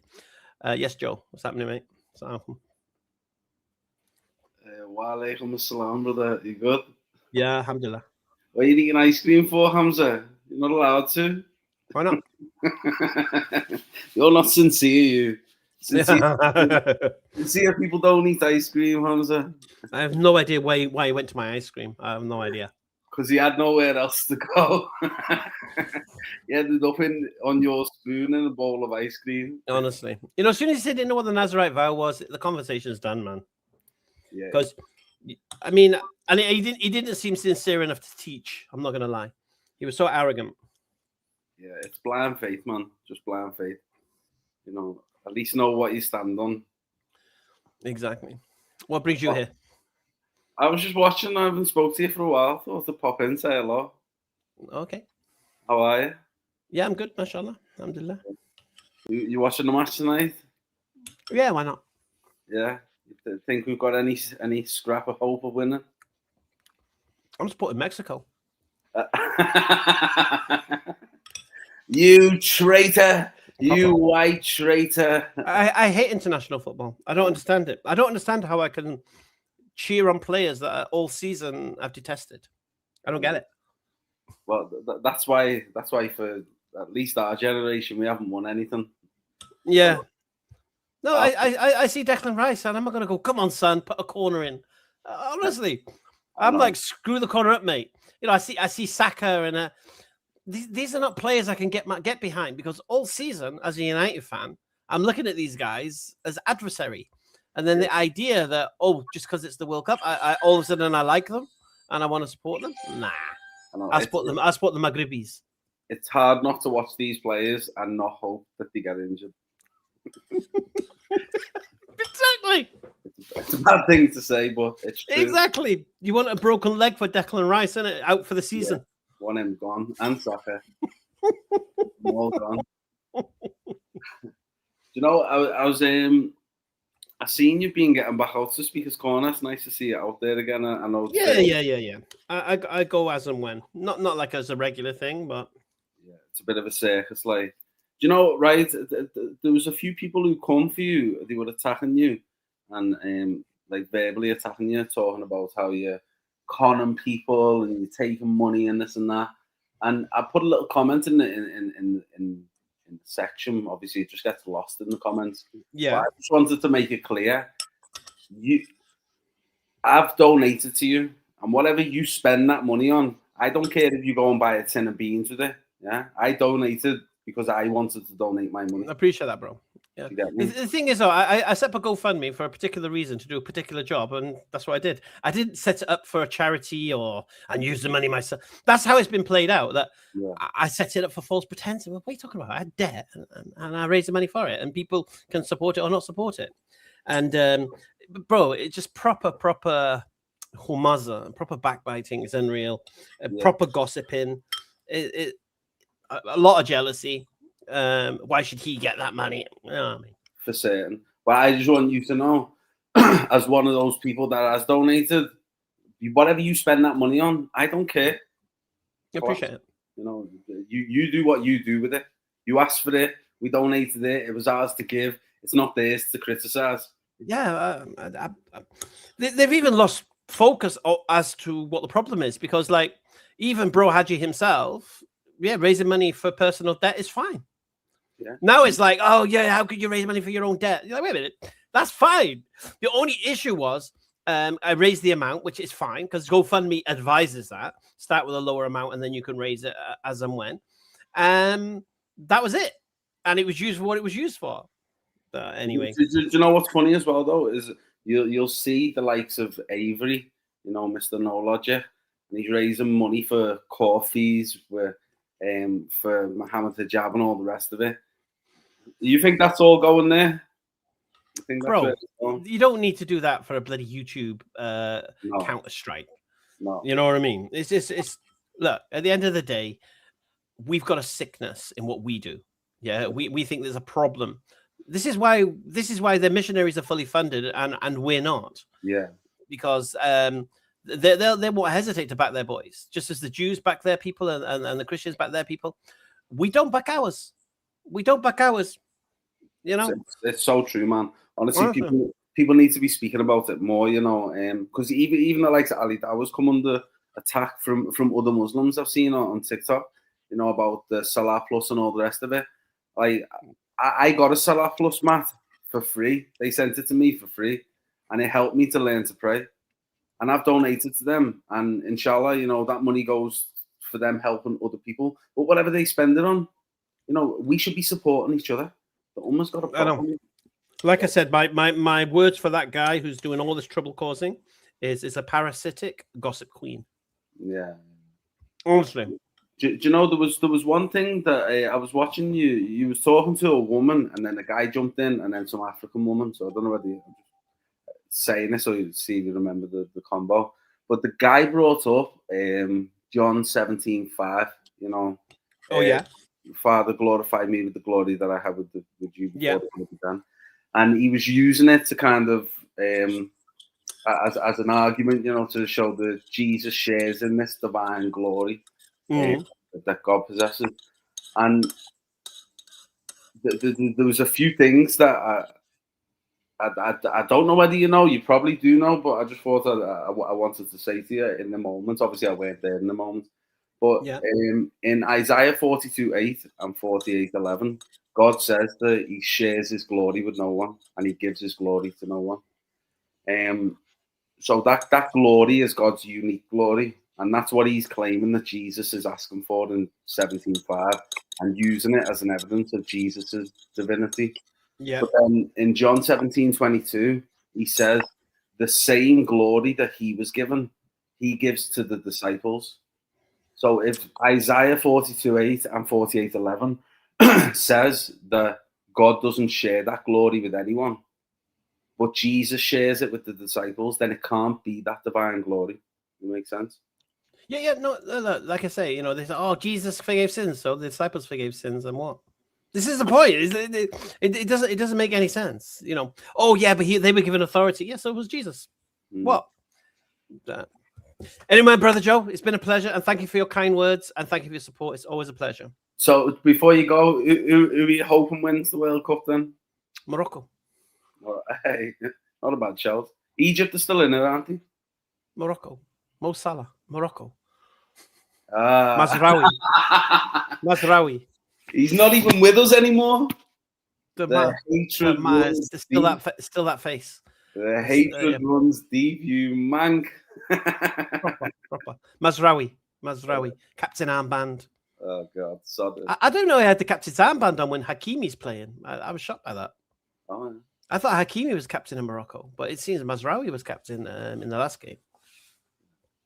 But yeah, keep doing what you're doing, but I support it all the way. Appreciate it. Take care, Akhi. Assalamu alaikum. Wa alaikum assalam. MashaAllah. Very nice, brother.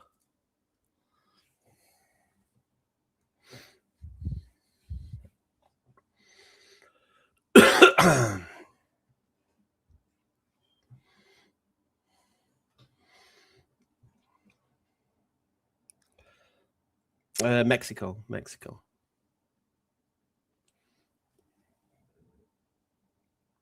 I'm a true British patriot. Yeah, I would say so. I want the best for my country. 100%.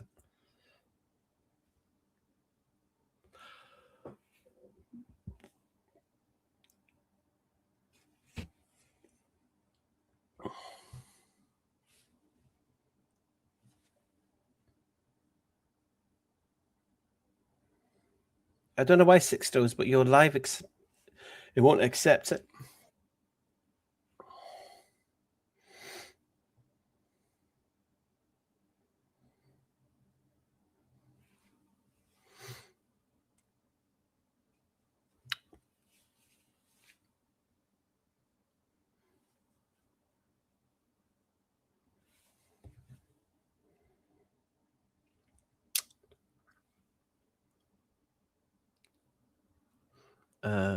Thank you, Albania.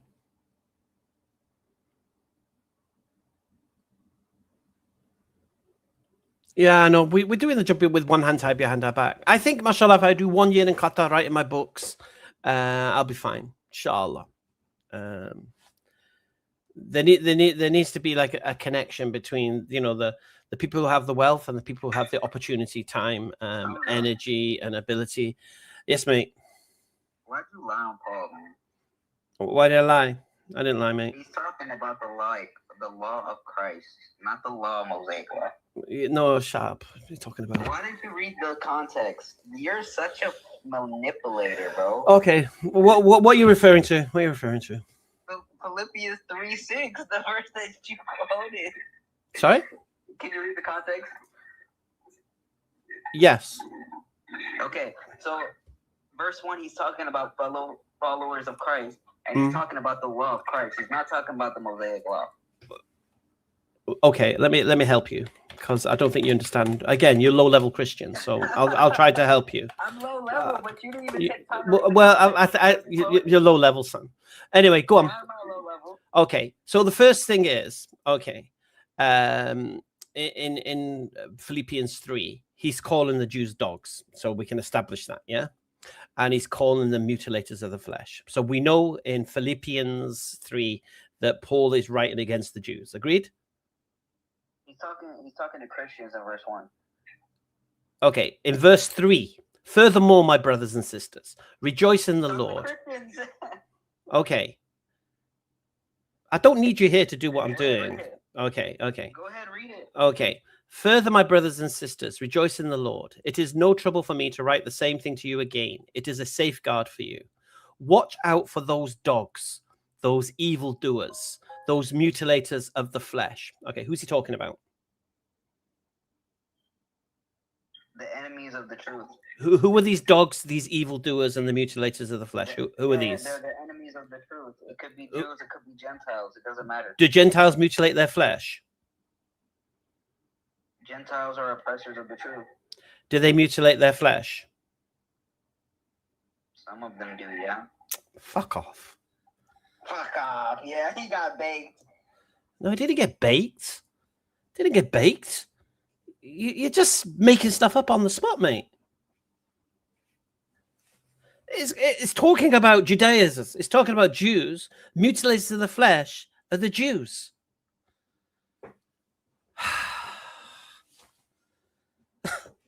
Honestly. And, you know, the Gentiles circumcised. Well, some of them did. No, they didn't. No, I like an F-bomb. I like an F-bomb. Sometimes you have to let somebody know. Seriously. Honestly. It becomes exhausting, man. It becomes proper exhausting. Anyway, let me read it. I don't need him here with his idiocy while I'm reading it. So let's read it.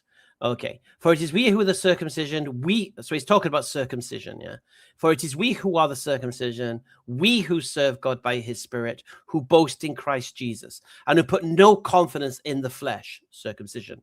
Though I myself have reasons for such confidence. So now here's his boastfulness. If someone else thinks they have reasons to put confidence in the flesh, being a Jew, I have more. circumcised on the 8th day of the people of Israel, of the tribe of Benjamin, a Hebrew of Hebrews. In regards to the law, a Pharisee. As for zeal, persecuting the church. As for righteousness based on the law, faultless. So this is Paul, who is referring to, no, it wasn't anger. That was just letting somebody know. Yeah. So he's referring to mutilators of the flesh as Jews, as he repeatedly mentions the flesh, meaning circumcision. Okay. And then he goes on to boast that he is also circumcised from the tribe of Benjamin, a Pharisee, faultless in righteousness in the law. What was the lie about Paul?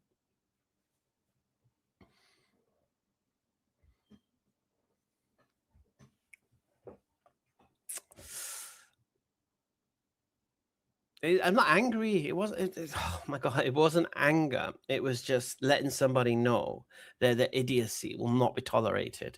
Because you're being. The whole context is about Jews telling Christians they need to be circumcised, and Paul's saying, first of all, we're circumcised in the spirit. We don't need to be circumcised in the flesh.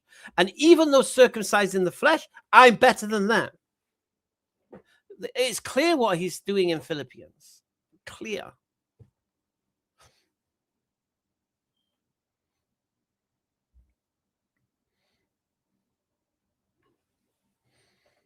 Yes, Trevor.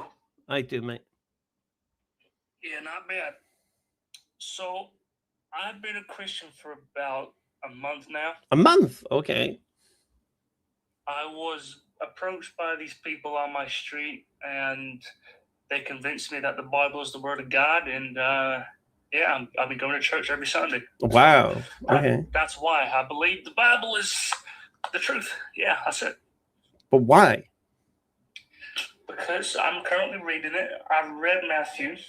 I believe that God's word is in the flesh of Jesus, who died, rose again, and will be coming back soon. Why did you believe those people hanging around on street corners? Well, I spoke to them. They showed me their word. They showed me the Bible, and I was just convinced from then on. What did they say that was so convincing to you? Well, they showed me the verse that says, where Jesus says that he's the way, the truth, and the life. They showed me in Revelation where it says that he'll be coming back, and but why do you? Yeah, but why do you believe Jesus said those words? Well, because it's in the Bible, and the Bible's the testimony of the Most High Power. That's why. Why do you believe what's written in the Gospels is reliable? Well, as I said before, I'm new to this. I've only just started reading the Bible properly. I've just read Matthew, so my knowledge is not. You read Matthew. What did you think of Matthew? Well, it was actually quite eye-opening. I read it. I technically listened to it, but I thought, wow, this is. I believe it's the truth. So you believe in the Walking Dead? What? You believe in the zombies that came up out of the tombs after the crucifixion? Well, I mean, I don't remember it saying that. I just believe that Jesus was the only one that came out of the tomb. You don't remember a part where when Jesus was on the cross and said, "It is." I can't remember what his last words were in Matthew, but then there was an earthquake and all the tombs cracked open, and then after the resurrection, all these bodies came out of the ground and went into the towns and cities and were witnessed by many people. Do you believe that happened? I don't think that I've come across that, to be honest. Where in Matthew is that? Because I don't think I've come across that. Okay, I'll show you. See, yourself, I don't mind giving references. Okay, I'll read it to you. Which Bible do you believe is the most reliable? What do you mean, which Bible? The Bible only has one. There's only one version of the Bible. Really? Which Bible do you read? I read the Bible because there's only one version of the Bible. But there's not. Which one is it then you read then? Which one? Which Bible? Well, I don't. I think it's I think it's the King James one, if I remember correctly. King James. Okay. And why did you choose the King James? Well, I didn't choose it. It just happened to be the one that was Christians to show. Okay, because that's the most corrupted one. You know that, yeah. It's corrupted. How's it corrupted? It's contained in verses that are not found in the original manuscripts. So why didn't the people that evangelized me say this? It's not in their interest. It's not in their interest to do so. Well, they might know that. Well, the thing is, maybe they didn't know. No, they just maybe they didn't know. Maybe there's many things Christians don't understand about the Bible. I'm not going to lie, but I remember at the end of the day, I said that I'm very new to this, so yeah. I'm opening your eyes. Don't worry. I'm here to help. Oh, okay. So I'll read it. So it's in Matthew 27. We'll start at 45. So from noon until 3 in the afternoon, darkness came over the land. About 3 in the afternoon, Jesus cried out in a loud voice, Eli, Eli, lema sabachthani, which means, my God, why have you forsaken me? Is that Hebrew? I believe so. And when some of those standing there heard this, they said, he's calling Elijah. Immediately, one of them ran and got a sponge, and he filled it with wine vinegar and put it on a staff and offered it to Jesus to drink. The rest said, now leave him alone. Let's see if Elijah comes to save him. And when Jesus had cried out again in a loud voice, he gave up his spirit. At that moment, the curtain of the temple was torn in two from top to bottom. The earth shook, the rocks split, and the tombs broke open. The bodies of many holy people who had died were raised to life. They came out of their... The bodies of many holy people who had died were raised to life. They came out of their tombs after Jesus' resurrection and went into the holy city and appeared to many people. So that's the verse I'm referring to. And just remind me, it's Matthew chapter what verse? Matthew 27:51. All right, give me a second. Let me just have a look at that quickly. No problem. No problem, son. I'm not your son. I think you're younger than me. I probably am, but you're not my dad. I know, but you're my son, and I'm here to teach you.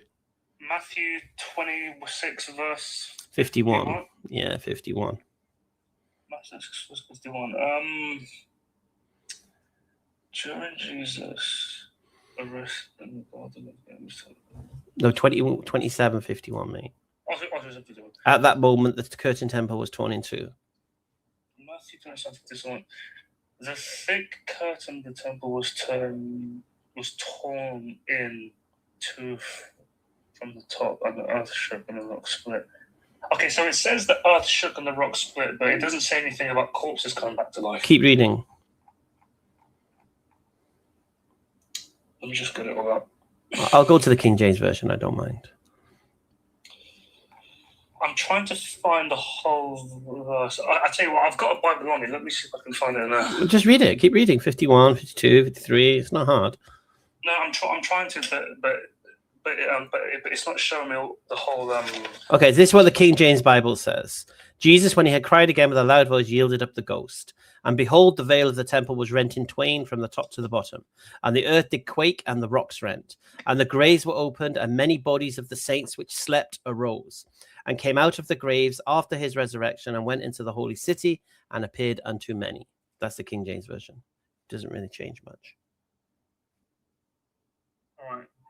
Matthew 27:51, you said? Yeah, 27:51 to 53. All right.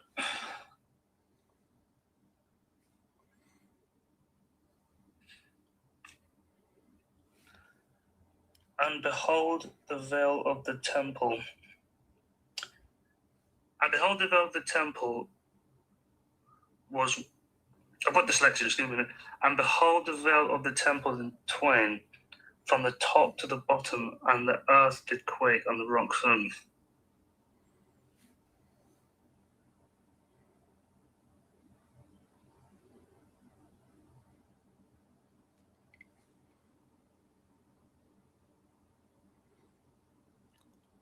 And then came the result of resurrection. Oh, okay, all right. So it says, and the graves were open, and many bodies all the saints within. Oh, all right. So yeah, I think when I went through Matthew, I think that bit I probably missed it or just forgot about it. But yeah, all right. You missed the most important part of the Bible, which is the resurrection. Well, it just probably just because there's so much information to take in, and it's hard to remember everything. Okay. So do you believe that happened? I mean, it seems unlikely. It seems unlikely. Yeah, I would say so. And the reason why I would say it seems unlikely because no one in history reported it. No one. Well, but I mean, besides that, I do believe that Jesus died and rose again. But Well, no. But this is Matthew writing. So if Matthew's writing something that's not true, then you need to question everything Matthew writes. Have you read the entire Bible? I've read the entire New Testament. The Old Testament, I had to stop at Exodus. Why? It just got stupid. Okay. Should I tell you how it got stupid? Oh yeah, go on then. Oh, okay. So you have this part where God is speaking to Moses, and he's saying to him, "Go to the Pharaoh and release the people." Go, yeah, giving him the instruction to go and free the children of Israel. And Moses is saying, "Oh, can I take my brother with me because of my tongue and such and such?" And the God says, "Yes, take your brother with you." So we've got this scene set. So if you're watching a movie, you can imagine Charlton Heston, God speaking to him, yeah, and his brother, Yeah. and go to give you this big mission. Go to Pharaoh and ask him to release the children of Israel. Yeah. Yeah. And then the next scene is where I close the Bible. Right. The next scene. Because you're expecting what you're expecting now. You're expecting the next passage to talk about Moses traveling to Egypt, meeting the Pharaoh, having instruction with him. You know, you're waiting for the continuation of the story. But what do we get? They stopped at an inn, and the Lord grabbed Moses and was going to kill him. Yeah, he was going to kill him. And then Sephora, his wife, took a sharp stone and circumcised their son. And then she threw the foreskin at Moses, telling him, "A bloody husband to me you are." And then the Lord released him. Wow. I mean, yeah. I mean, obviously. For me, that was just like Monty Python. For me, that was just like, I can't read any more of this. This is just nonsense. The idea of Moses being instructed by God as his messenger to go and release the children of Israel, and in the next scene, God grabs Moses and is going to kill him. You're like, what? Why the hell are you going to kill him? You just give him a mission to free the children of Israel, give him this big miracles to show Pharaoh, and the next scene, you're going to kill him. Yeah, that was enough for me. Well, I mean, obviously, as I said earlier, that obviously my knowledge is shallow. In terms of obviously in terms of faith, obviously you believe in God, I believe in God, and do you believe the events in the story of Genesis happened? I personally don't believe what the Bible says unless it's corroborated with what my Quran says or what the Sunnah of the Prophet Muhammad says. So if the Bible says something that the Quran or the Sunnah of the Prophet, peace be upon him, agrees with, I can accept this thing to be true. If it says something that's rejected by the Quran or the Sunnah of the Prophet, then I will reject it. If the Bible says something that isn't mentioned by the Prophet or the Quran, I will remain agnostic on that. Okay, then. In terms of obviously, like in terms of believing in a creator, you do believe in a creator, don't you? Yeah, of course. All right. So, like, how do Muslims believe God created the planet? Because Christians believe that God of Eden, but how do you guys believe in it? Come fayakun, be and it became. Okay. And I see, because what I don't understand is obviously what I want is the truth. And yeah, inshallah. One thing, and obviously, if I've been reading the Bible, and obviously and now have come reason to believe that maybe not, they might not have been as accurate as I once thought. But why doesn't why is the information about what God wants conflicted? Because Christians say one thing, Muslims say another. It's not conflicting. So the problem you've got is when you actually find out what God wants from you, yeah, then you'll realize that there's not that much of a difference. The problem is Christianity is not based upon what God wants. It's based upon what men teach. And that's the difference. So, for example, we have the Garden of Eden kind of story in the Quran. Yeah. Now, one of the major differences is we don't have the, let's say, hypocrisy of what the Bible has. So, for example, if Adam and Eve are punished from eating from the tree of good and evil when they had no knowledge of good and evil, how could they be punished for doing a bad thing? Well, because they were specifically told not to eat. But they didn't have the knowledge of good and evil. Yeah, but if God has given them an instruction to not do something and they do it anyway, then they've... No, but they didn't know the difference between good and evil. They didn't have that knowledge yet, according to the tree, according to what the tree is all about. It's a tree of good and evil. It was through eating the tree that they knew what was right and knew what was wrong. So before you eat from the tree, you don't know what's right and what is wrong. I mean, I have to think about that one. I don't know. Yeah, it doesn't make any sense. How can you punish someone for eternity and their generations for eternity for doing something that they didn't know was wrong because they hadn't yet ate from that tree? Once they ate from that tree and they knew it was wrong, then they knew it was wrong. So if they had the knowledge of right and wrong and then did the wrong, this is different. Now, in Islam, we don't have, the tree is not a specific tree. It doesn't say truth of knowledge, good and evil. It's just a tree. It's an arbitrary tree. Eat anything you like in the garden. Just don't eat from that one. That's it. Okay. All right. Okay. So the thing is, I don't know the Quran. I've never read it. But what specifically does the Quran say about the origin of man in terms of in God's creation? So it's roughly the same.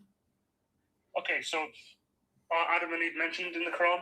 Yeah, Adam and his mate. Yes. Okay. So the events in Genesis in terms of the Noah's flood, is that mentioned in the Quran as well? The flood is, but it's not a global flood. It's a difference of opinion, but it's more a local flood than a global event. Well, the Bible says it's global, so that's conflicting information. Yes. It's either global or it's local. So... Yeah, I would agree. So one of them is wrong. I would agree. No issue. Right. But the Bible's not the standard of truth, is it? Okay. I mean, obviously, in terms of global flood, like the reason why God didn't use fire is because fire destroys all, but water cleanses; it separates the wicked from the righteous. Yeah. Yeah. So that when I first read about Noah's flood, that actually made sense to me, because like Noah's bloodline, they were the chosen ones, weren't they? And then everyone else was evil, and that's why God basically chose them. So you believe God punished people on the other side of the world for what reason? Well, because they weren't righteous. They didn't worship him. They didn't accept. Yeah. So we as Muslims, we don't believe God punishes other people arbitrarily for no reason without warning them or giving them guidance, and they reject that guidance and such. So Noah was the prophet for his people, for his family. And thus, we believe that it was his vicinity that was flooded. We don't believe it was a global event. Also, one other thing, in the end time, so I haven't read all of the Revelation, but I do believe that we're in the last days now. But in the end times, in Armageddon, who will be saved? Was it Christians or is it Muslims?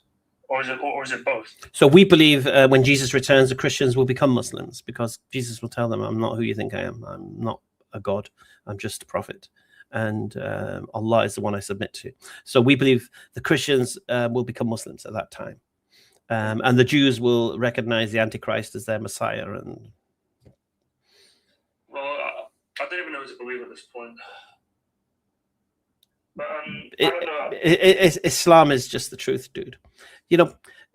Islam doesn't have these problems. That, like I say, the beautiful thing about Islam, it's very easy to test it. Okay, you want to test if Islam is true? I'll give you a methodology that you can do easily. What, the Quran? Is it the Quran? No. No. Even easier than that. Yeah. All you need to do is test the claim of the Prophet Muhammad. Yeah. He claims to be a messenger of God. Okay. Now, if he's not a messenger of God, what else could explain his claim? Okay. Now, for me, there's only three alternatives. So Yeah. he's either crazy into thinking angels are talking to him because angels don't exist, or he's lying about an angel talking to him because angels don't exist, or he's been deceived by some satanic entity to trick him into thinking an angel's talking to him when in fact it's really a demonic entity imitating an angel. So he's either lying about his claim, he's either crazy into thinking his claim is true, or he's been tricked and fooled into believing his claim is true. One of those three things has to be true if he's not a messenger of God. And what you need to do is to pick your poison. Which one do you think it is? Do you think he was a crazy guy, just seeing visions of angels and hearing voices? Do you think he was someone who deliberately manipulated history, pretended that these things had happened, pretended he was receiving revelation, when in fact it was him all along? Or was it some kind of Satan imitating an angel, fooling him, and although Muhammad thought he's receiving revelation from God, all the information he was receiving was from the devil? One of those three things has to be true if he's not a messenger of God. All right, well, I'll probably need time to think about that, but yeah, I'll do my own research. But let me help you. But let me help you with that research. So on my YouTube channel, Hamza's Den, it's just I have a playlist called Testing Prophet Muhammad, and we did 3 live streams responding to the claim of crazy, responding to the claim of lying, and responding to the claim of deceived. And my advice is watch each one of them if you like, or first, before you do that, decide what you think it was. Was he tricked? Was it Satan giving him the information, or was he crazy guy, or was he lying? And pick which one you believe is most probable, and then watch that particular live stream, which will refute that position. And once you realize, and this is a beauty, once you realize he wasn't lying, crazy, or deceived, which is the only logical conclusion when you see the reasoning behind it, and you accept him as a messenger of God, then you know the Quran is from God. Then you know that Islam is the true religion, and then you know that all other religions have to be false by default, because no two religions can be reconciled. Oh, by the way, I've seen a few months ago, I think I once saw a video of you on YouTube at Speaker's Corner, and there was this guy that you were talking to. It was some short Indian guy, and you said to him, "I don't debate the Bible with Christians because you don't know your own Bible." Do you remember that? Probably Arul, yeah. Yeah, it's just, I found that quite. No. What I try to explain to him is I don't give dawah to Christians. I don't go up to Christians try to convince them Islam is true. Yeah, I've made an exception because I know you are sincerely trying to find the truth, scrabbling for the truth, and I've got no hesitation in trying to help you in that position. But him, it's just a missionary, and he's got no interest in Islam. I know he has no interest in Islam, and thus, because if I speak to a Christian about Islam who believes Christianity is true, I could say the nicest things about Islam. As soon as I say Jesus didn't die for your sins, forget it, because that's the foundation of your position. So what I would rather do is do what I'm doing here, asking Christians why you believe what you believe is true. Yeah. No. But the thing is, I specifically remember in that video you saying, "I don't debate with Christians because you don't know your own Bible." Oh yeah. So this is when I do the English test, when I was basically saying, first demonstrate to me you're capable of reading your own text and understanding your own text before worrying about mine. Because most of the time when people come with arguments against Islam or against the Quran, it's based upon really bad understanding. Yeah. And thus I know that's the problem. And when I show them that you can't even read your own book, see, you got people like who are lay Christians. They don't really know their own scriptures and stuff, but they think they're experts in Islam. And you're like, relax, concentrate on your own book. If you're a Christian, the question I've asked here, Christians, why do you believe Christianity is true? You should be able to answer it. but I know the reasoning why you believe it's true. Yeah. And I'm going to leave you one more thing, because we talked about the Bibles are not the same. Yeah. Okay. Do you have access to another Bible? Not that I know of. Can you not just go on Google or something? You know, another device you can quickly check. Well, but when I Google it, like, I don't specifically search for type of Bible. I just search Bible. No, but I want you to do something for me. I want you to search for Acts 8:37 in the ESV Bible and tell me what it says. Give me a second. Hold on. No worries, man. Actually, do it in the King James Bible first. Read it in the King James Bible, and then we'll see the difference in the ESV. So do King James Bible first. Acts 8:37. King James. Acts 37. 8:37. And Philip said, "If thou believest with all thine heart, thou mayest." And he answered and said, "I believe that Jesus Christ is the Son of God." Okay. Now read it in the ESV and see the difference. Acts 8:37. Acts 8:37 is a verse where the Apostle Philip tells the Ethiopian. No, read it. Don't want to read about it. I know what it's about, but read it. See the difference. I believe that Jesus Christ is the Son of God. No, read Acts 8:37 in the ESV Bible. No, I did. It said, "I believe that Jesus is the Son of God." No. I'm just trying to find it.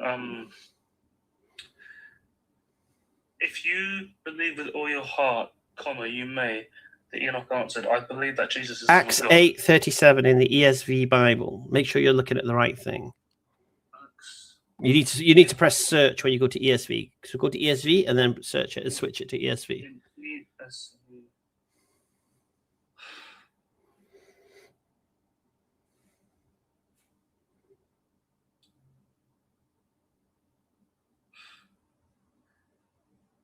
And he commanded the chariot to stop, and they both went. No, Acts 8:37. That's 38. I don't think I can find it, you know. It's not there. So you sent me on a goose chase. No, I've shown you that the King James Bible contains a verse that is not found in the ESV Bible. It's been removed. The ESV Bible. So that's the English Standard Version. So basically, this is the Bible after the discovery of the earlier manuscripts of the which is the Codex Sinaiticus. They realized there was verses that had been added to the text which are not in the originals, so they removed them. So Acts 8:37 has been removed from the ESV, from the NIV, because it's not in the original, or not in the earliest copy of the original. Oh wow! So, all right. Well, before I go, I've just got one more question. Can you do me a favor? Can you please debate Tommy Robinson? Can you? He'll never debate me. Have you asked him? We had a debate lined up. I think it was like a couple of years ago now, and it was arranged. And I was saying to the guy who was arranging it, "Are you sure he knows who I am?" And he goes, "Yeah, he's seen your videos and this, that, the other." I said, "All right, cool, no problem."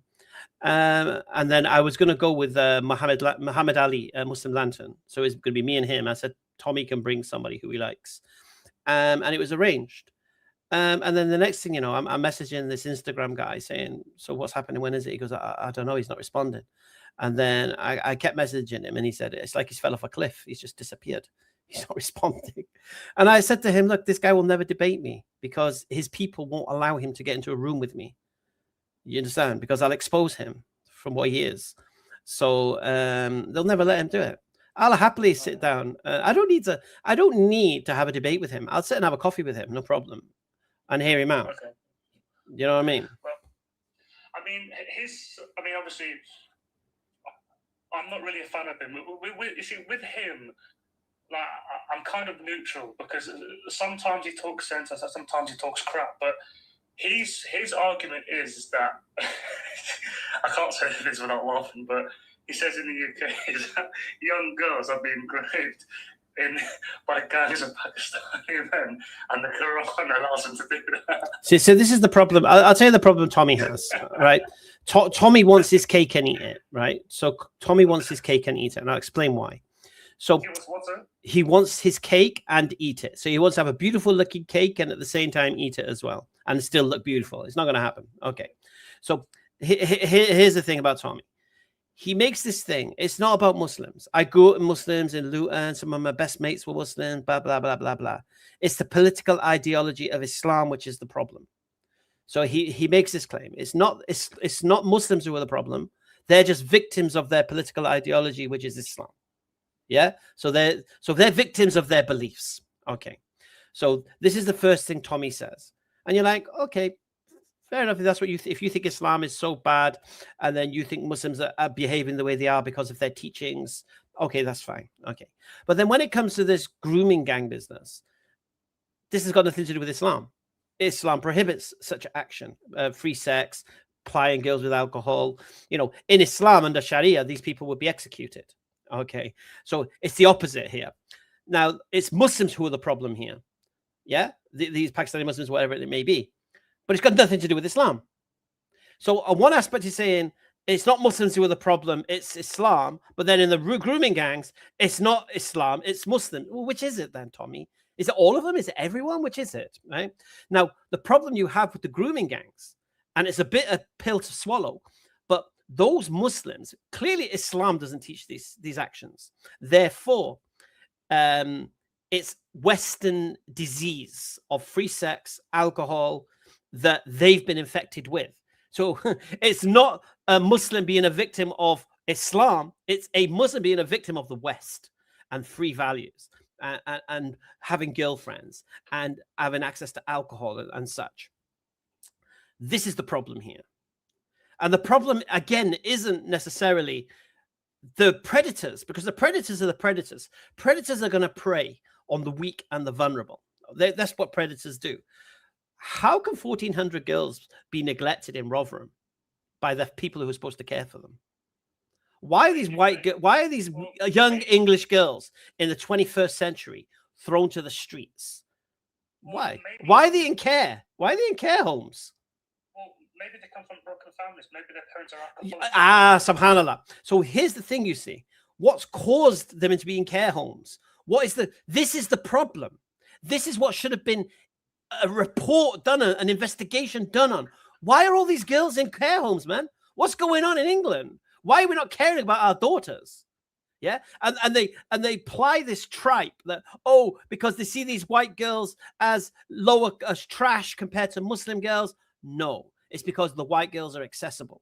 Why? Because the Muslim girls have values that their families imbue in them and protect them, and our daughters are princesses to us.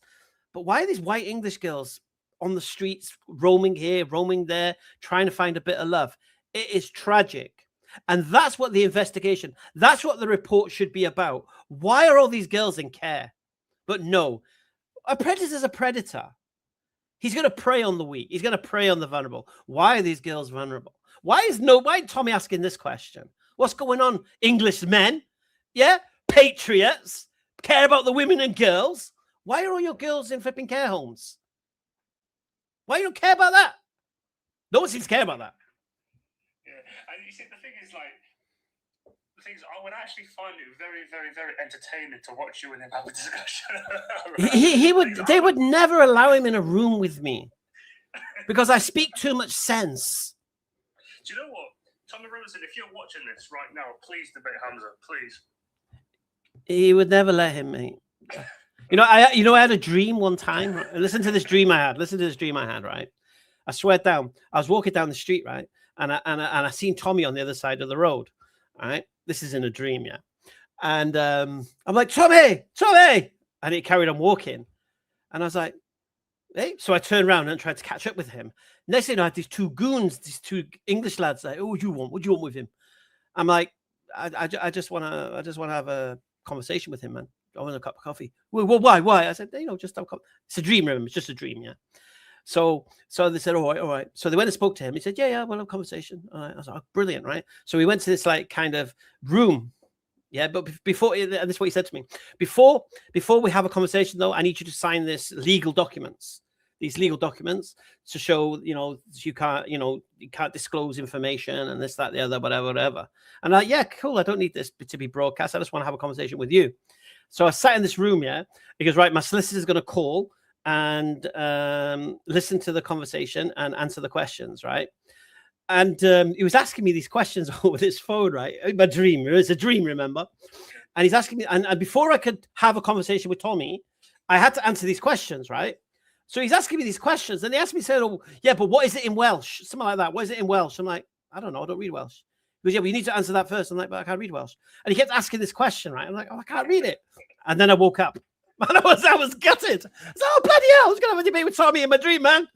And then I woke up. And I was gutted. But anyway, Take care, mate. But anyway, the thing is, I could literally sit here all night and talk to you, but I've got to get going. But Yep. But yeah. But hopefully someone can have a debate with him that will know the facts and put him in his place. I'll tell you who'd be beautiful to have a debate with him is Dowie. Dowie, mashallah, I think he's from Luton as well. He's an English lad who became Muslim. Yeah. And he's a bit of a lad as well. That'd be a good conversation. But I just can't see them allowing him to be in a room.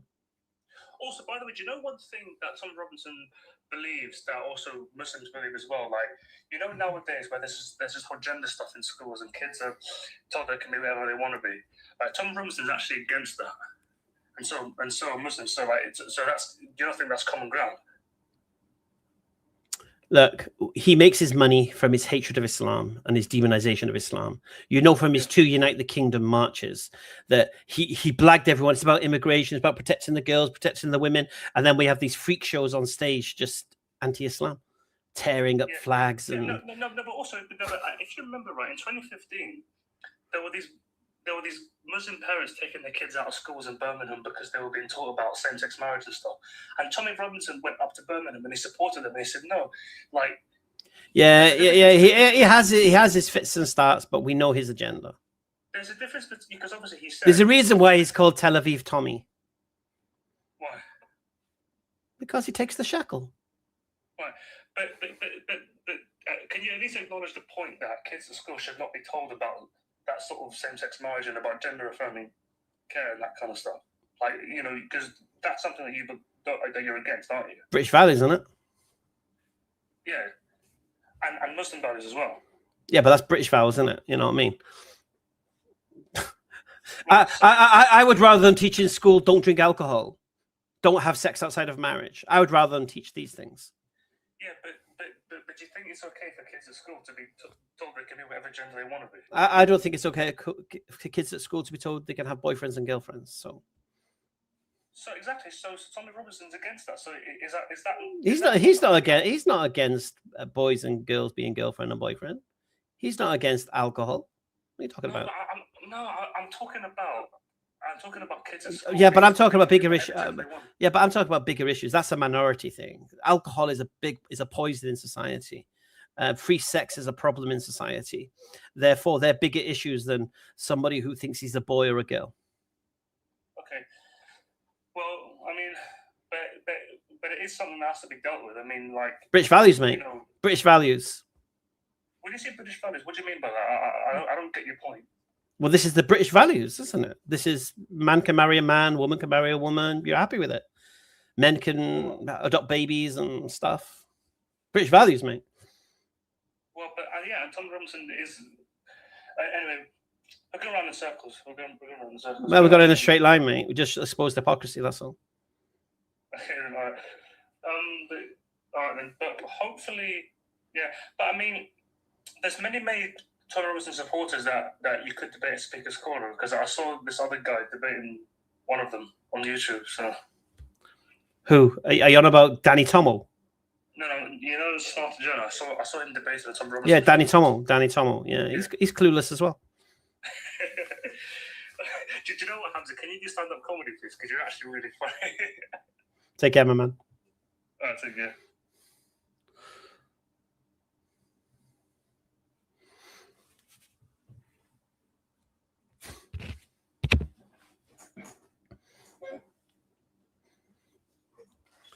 Oh, that was an interesting conversation. Okay, well, 25 minutes to go.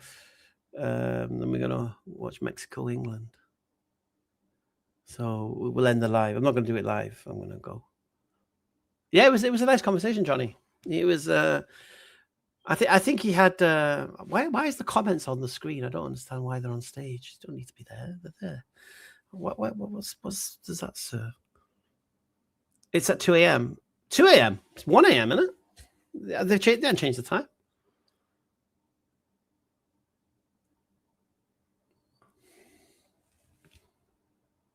Have they?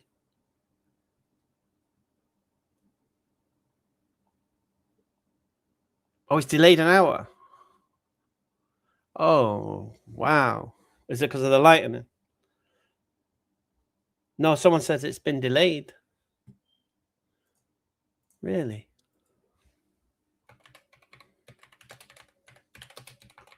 Oh my God. Oh, we should go for another hour then?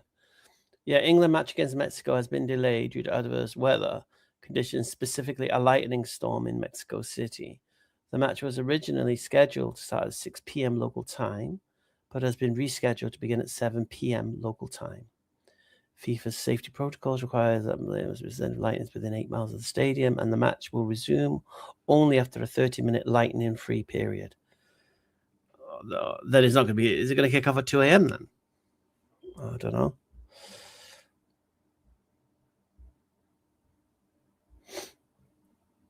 Allah in Iran isn't doing so well against the US.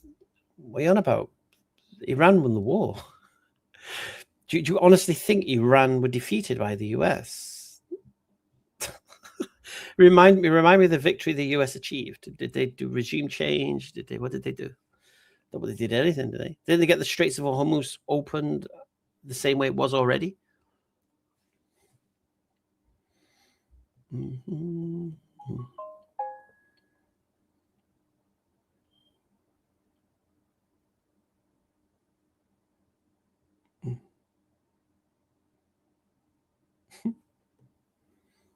Did you block him? Or was it just hidden anyway?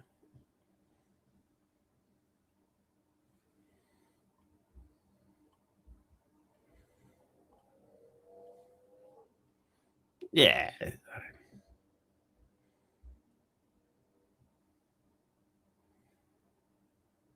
Why Islamic Britain International? You Hamza. You the not the one, okay. You sound foreign, mate. You can't be English typing like that.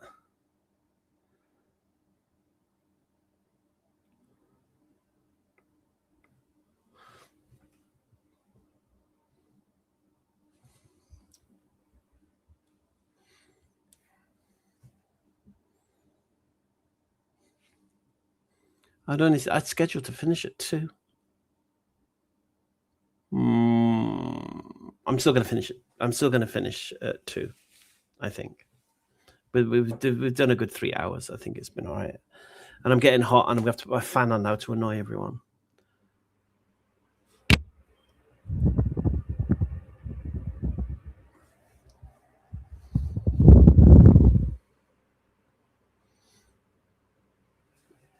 We've had some nice conversations today, though. I've enjoyed them. It's not loud. Are you sure, Nadia? People complain about my fan. My seat as well keeps going down. You know, like up here, and then fans. But I know why Masuji like the fan.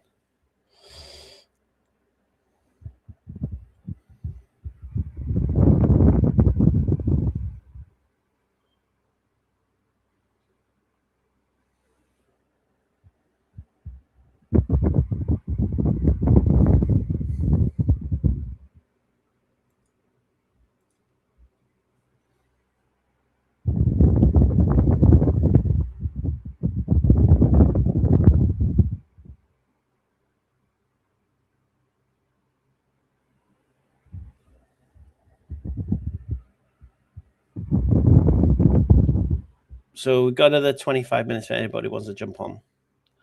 Shall I start Ark Survival Ascended? Who's up for some Ark Survival Ascended? Up until for an hour. Let's just try to understand the game. Hey Hajira, welcome to the party. 2.5 hours late. I should send you a message actually, Hajira.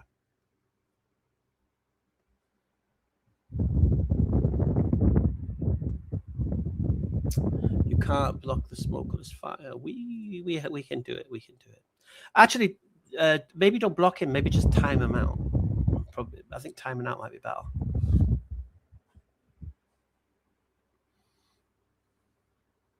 Start Ark. You want me to start Ark? What, instead of DayZ? Bro, if I start Ark, you're gonna join me. I think it's cross-platform. I'm gonna what I'm gonna do. I'm gonna create a world, and then if people want to join me in that world, they can join me in that world.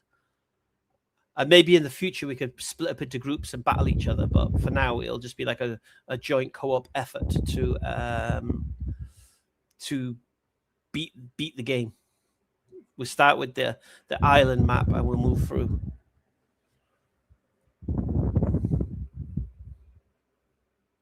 Yeah, we've had them before. We can deal with them. You can have 1 million accounts. We can block 1 million times. It's not a big deal. The real problem is the Islamic dilemma. There is no dilemma.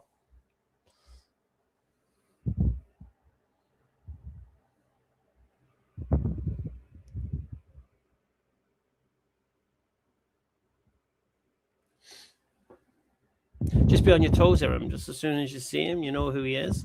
Just out of here. We've done it before. We do it again. No problem.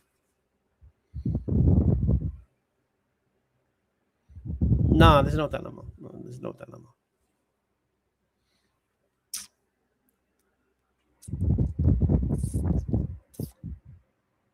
The only dilemma is for Christians who think that by letting their Bible burn alongside the Quran is like beneficial, like proves their Bible. Yeah, our Bible's false, but so is your Quran. I mean, that's ridiculous. I don't even understand it.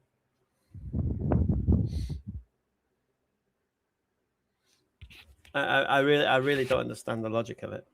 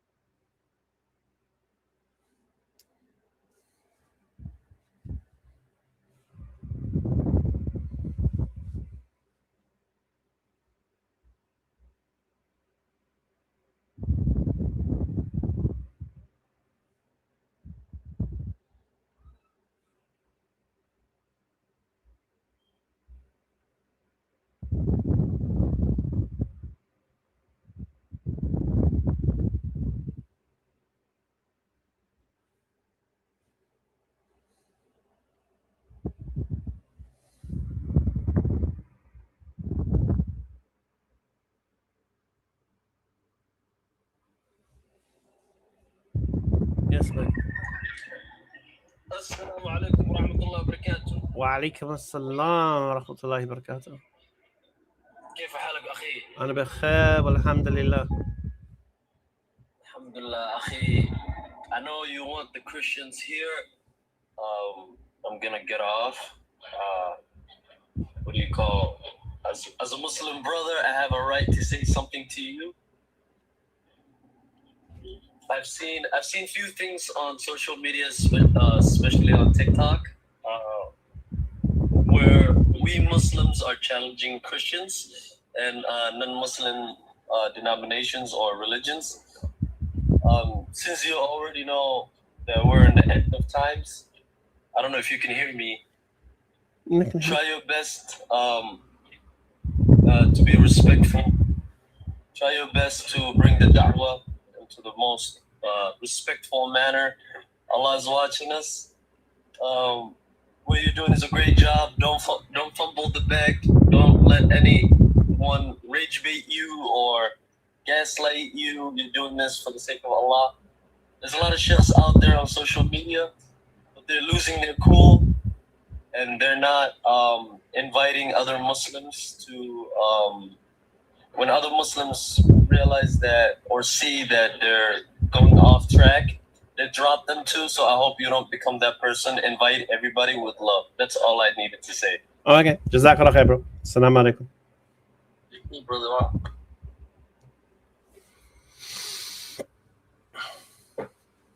Okay, you got it, yeah? All right. Yeah.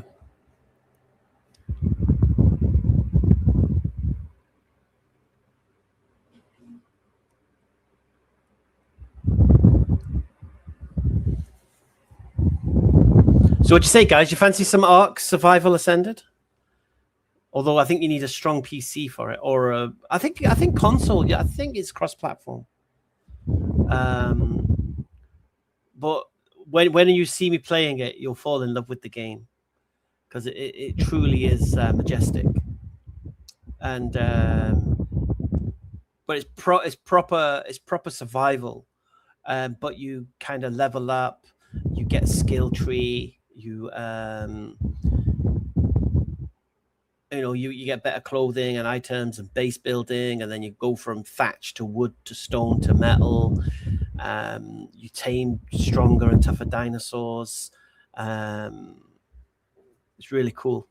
It's really, really cool. I think it's cross-platform. I think what I'm going to do is create a world that potentially people can join. Potentially. What's embarrassing, Megan?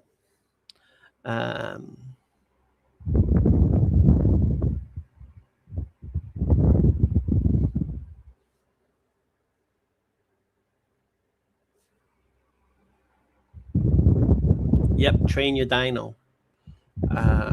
It's cool because you start off proper helpless, and then slowly you progress. You get yourself a dino, then you're riding a dino, then you're harvesting with it, and instead of like getting a few berries, you're getting lots of berries, and then you're building traps to trap other dinos to tame them, and then there's like bosses, there's like 3 bosses. Like I say, you have to go and kill them to get the artifacts.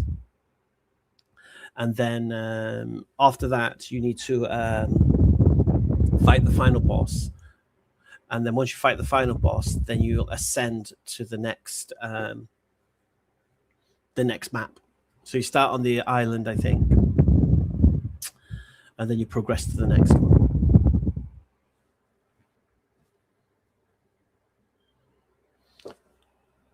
What did Megan say? What? Why did you block Megan? Leave it for a little bit, Hajira. Let's let Megan unwind. Probably had a hard day.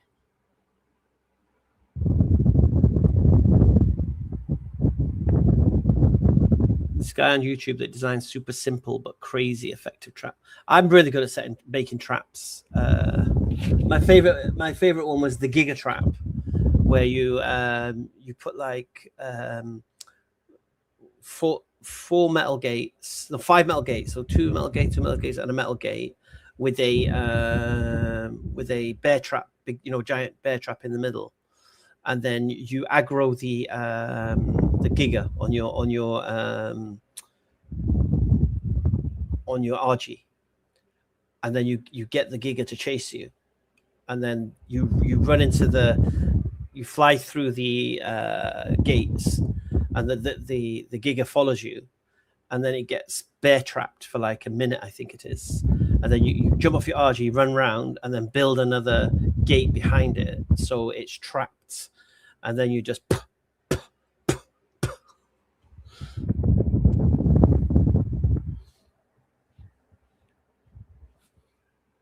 What's Megan said that she's so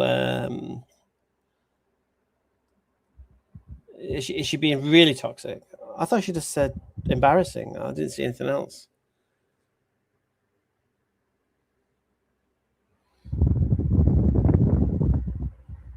Yep. Traps on Ark Ascended.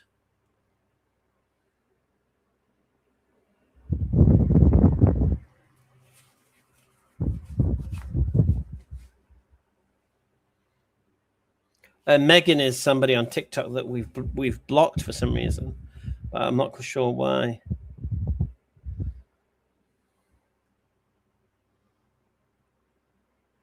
Oh, when you see me playing it, you'll want to play it because it's still survival. some of the maps are brutal. I think the island, the one we're on now, is easy. It's like to ease you in.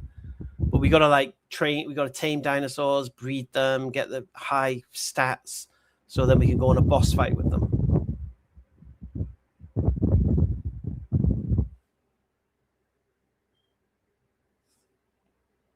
Because she's telling the truth. I don't know. She just said embarrassing. I didn't hear anything else after that. I'm not quite sure what she said, Megan.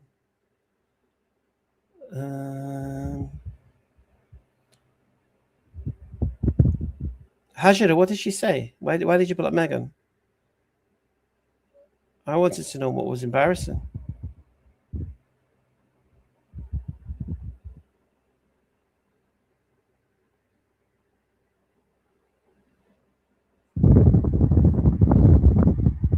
Dragon Boss is still one of the hardest in the game.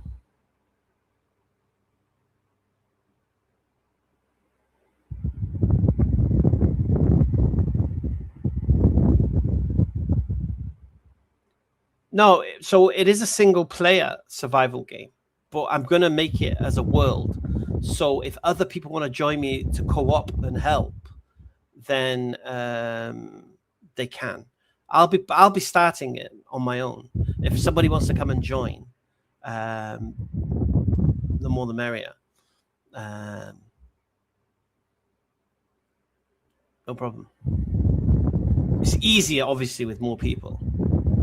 But then I don't know. Then I think it make the bosses tougher as well. I heard this crazy question today, right?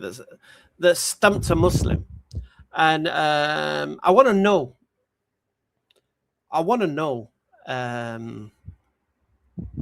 How you guys would respond to this question. I thought it was an easy question to respond to, but this Muslim tied himself in knots with the question. And the guy asking the question was that Sikh, that Christian from Speaker's Corner. Do you want to hear the question? And I'd like to know how you guys would respond to it. I know how I would respond to it, but it seems pretty straightforward how you'd respond to it. But so the question was this: could somebody in paradise, in Jannah, the guy used, have sex with a goat if he wants to? So if your desires are satisfied, you can get all your wants and desires. Could you have sex with a goat in paradise? That was the question. This guy, and the Muslim guy sounded quite intelligent, to be honest with you. And he said maybe. He said maybe. You know, wants and desires, this, that. What's your morals? Why is it wrong? And I'm like, I was just watching the video, and I was watching this Muslim guy dig in a hole so bad that the title of the video actually became "Muslim says it's okay to have sex with a goat." Now, animal abuse is animal abuse, irregardless. Khalas.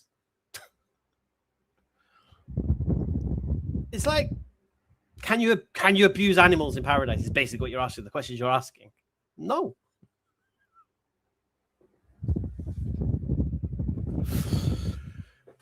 But the way the brother answered was maybe. Why is it wrong? And I'm like,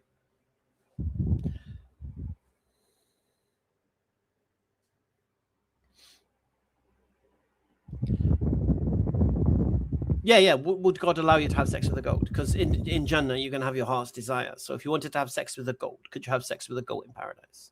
Was the question that this Christian asked.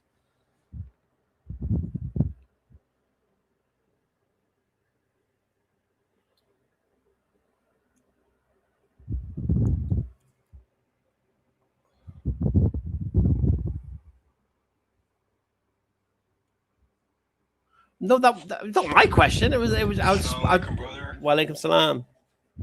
Yeah, so my response to that, I was asked a very similar question to that. And I think my response would be that you can do anything in heaven which is allowed, which is also allowed here on earth. Like, obviously, sex will be allowed in heaven, right? Just the way it is here. Was it But you? only It for wasn't that. you in the conversation with Sig, was it? No, it wasn't. Oh, okay. The answer's no. Yeah, of course. Like, you're not going to be able to, like, maybe if the guy desires to, cut people's arms or like cut people up into pieces, he's not going to be able to do that No. because it's inherently a wrong thing to do. Yes. So you can have desires, but not all desires are going to be fulfilled. That's what I think. Yes. So why was that Muslim stumped? He wasn't stumped. He just went maybe, and then he started. What he tried to do was try to say, well, why is it morally wrong and this and that, and what's your standard of morality? And you're like, what are you doing? I was amazed. I was watching it thinking, what the hell is this? And then this guy made a thumbnail of a Muslim carrying a goat, saying a Muslim says it's okay to have sex with a goat. What the hell? Like even if you think about like desires that you're going to have fulfilled in heaven, like what are those going to be anywhere? Like it's going to be food. It's going to be, I don't know, like flying. And, like, what else? I'm going to be inside DayZ. I'm going to be like inside a computer game. Yeah, exactly. So like there could be someone who goes to heaven who desires things with like his sister or his mother. But obviously it's not going to happen.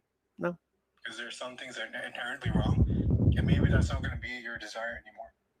That's how I see it. Beautiful response. Take care, my brother. Thanks so much. You're Enjoy. welcome. And good luck for the World Cup. Yeah, come on, Mexico. Okay. In Mexico.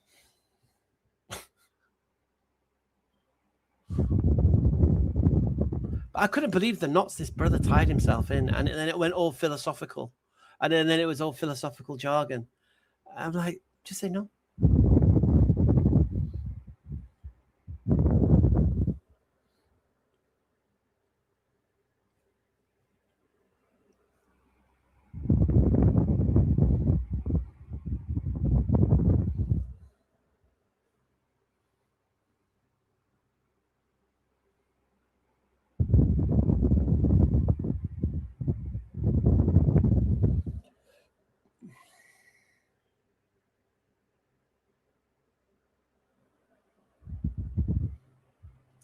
I still can't believe a Christian hasn't come on to apart from them one guy, to answer the question, why do you believe Christianity is true?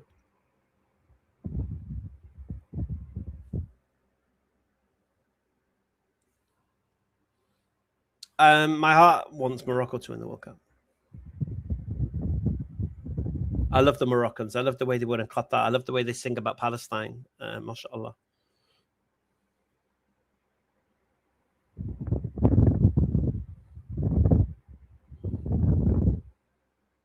Okay, Kareem, and when we are discussing about Turkey and this, that, please drop it. Please drop it. Appreciate it.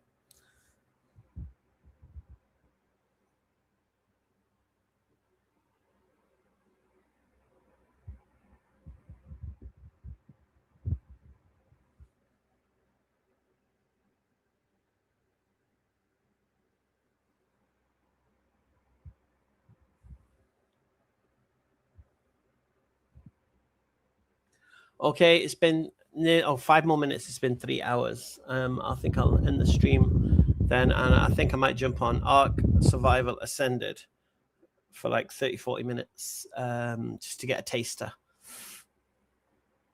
Okay, all right, Kareem, no problem. As long as it doesn't get all negative and whiny.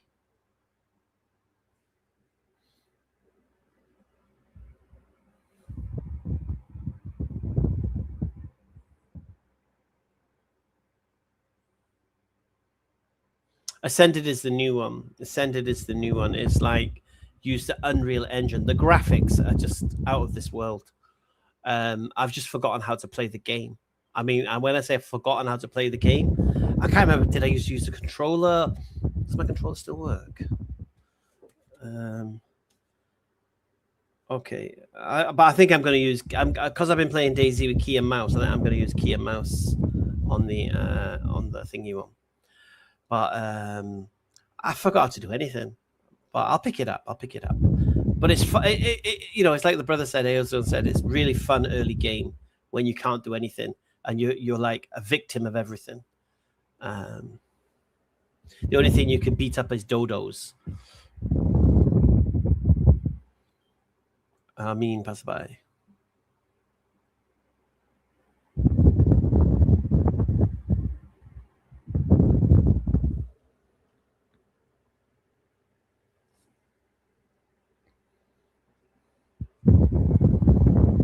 Yeah, that's the only thing. Assalamu alaikum, brother. Wa alaikum salam.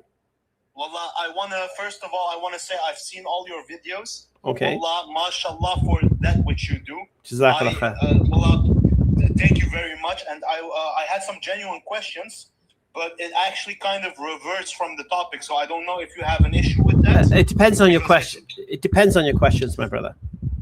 All right. So my question was actually something about the madhabs, because look, I've been a Muslim my whole life, but the problem with me is I never actually had a teacher. So everything that I've learned, even prayer, was from reading a book, a Turkish book that I had, or from listening to YouTube videos, to your videos and other videos, for example.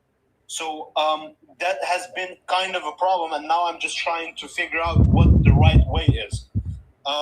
And I'm not really doing it the correct way, I'm going to be honest, because I'm just going on TikToks left and right asking questions.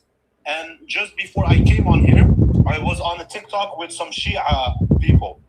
All right, I'm Iraqi Kurdish. Most of us are Sunni, and I think I can classify myself as a Sunni as well.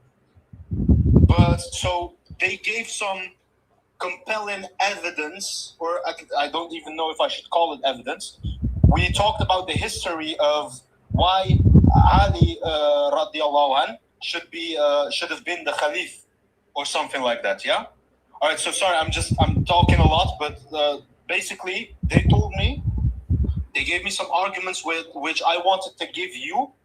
No, don't do that. You can clarify. Yeah, don't do that. I'm not into this Sunni Shia thing. Okay, no, but that's basically my question. So can you help me? Yes or no? If you can't, no problem at all. No. You wouldn't have any idea where I can go to. Right? Yeah. Go to EF Dawah Doubtbusters on a Thursday, or Dawah Clinic. They have. They'll answer that kind of question. Definitely so. Okay, thank you very much, brother. And again, thanks for everything you do, and take care. Yeah. Okay, all the best. All right. Assalamualaikum. Oh, Jawad, you want to join me, man? Let me. Are you on PC or console? I think it's cross-platform. I'm pretty sure I read it was cross-platform. So I'm going to set up a world, and it doesn't matter. We're just going to get through that world together. I think it'll be fun. Because I know Ark. And because we're not like worrying about other players and such, we're just concentrating on dealing with the environment. I think it'll be a lot of fun. Because it can get demoralizing when you wake up and your base has been wiped and this and that. Yes, my brother. Assalamu alaikum. Alaikum salam.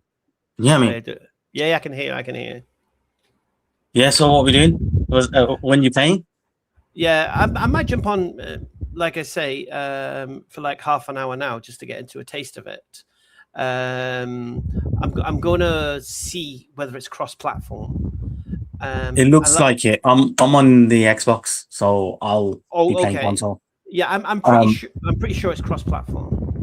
Yeah, and I was looking at I'm actually looking at it now, looking at the trailer now. But it says the features, the capabilities, and one of the things it says is cross-platform. So I'm assuming. Okay, let's go. The graphics look incredible. Oh, they've used Unreal Engine for Ascended. It's like a movie, man. And the gameplay of Ark is just. I've never played a game with the gameplay of Ark. You know, the idea. I didn't play the original. I think I might have played a bit, but like not really to get familiar with it. I was watching you have a blast with it, and I really wanted to get into it, but I didn't have the time. Oh yeah. But you mean when me and Ben were competing? Yeah. Or no, I just remember watching you kind of struggle at the start, and you kept Oh. getting killed. Kept Yeah. getting. There was this one time where there was this huge like T-Rex type thing, and you just kept going back in there and getting killed again and again and again. Yeah, but the beautiful thing So is, funny. eventually you tame those T-Rexes and breed them, and then you have an army of T-Rexes, and then we got to go to the boss fight with our army of dinosaurs to fight the bosses.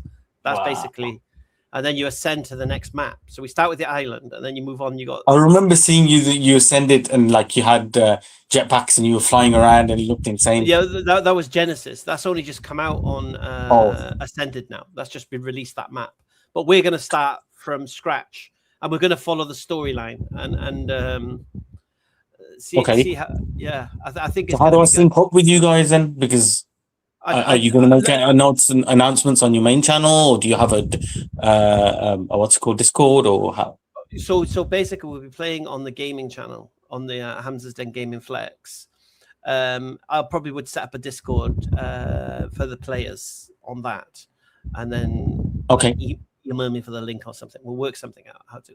Let me just see first of all what it means to create the world, because it says single player, or let me just see what it says. 1 minute. Might as well look at it while I've got you here.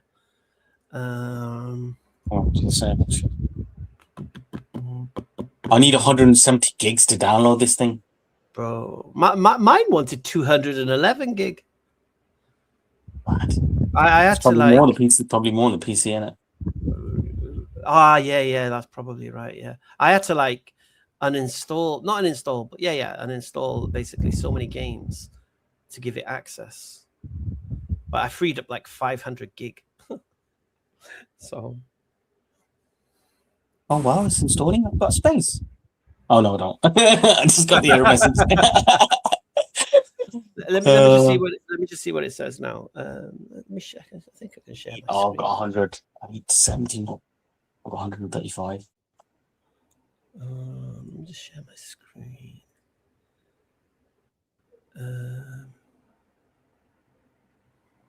I always say I'm gonna play that, do some gaming Yeah. with you, but I never get a chance to sync up. I think this is a good opportunity to because I'd love to have tried like DayZ with you guys or something, but you guys are well into that now, and I'd be starting from scratch. I'll be honest with you. I got a bit bored of Daisy. Yeah. Okay. Right. So you got join game, create game. So it says create or join your single player or non-dedicated server with customized gameplay settings and rules tailored to your liking. Okay, 1 second. That doesn't sound right. Is it still single player? Yeah. So, 1 second. 1 second. Oh, I've started the game. I bet you got a proper I'll just show you the graph. high-end system for your streaming stuff. Let's just see the graphics, yeah. We'll have a taste. I don't think I'll be able to appreciate it on the stream though. What do you mean? Like because you're streaming the video, it's not going to be as good as. It's because you're streaming the. Yeah. Look, I'll show you the graphics. The frame rate and all that, the sharpness would be affected. I don't know how the frame rate is on the video. Yeah, it's probably not going to be. Yeah, it's sketchy. Yeah. You're right. Yeah. It still looks incredible though, to be fair. Because you can do, first person or. Why is it always jacked? You can change how you look. It should be flabby and like dad bod. Then I'll feel more gay. I'll feel more. I'm just gonna find a dinosaur that's not gonna kill me. Just to get close to one. These seagulls are terrors.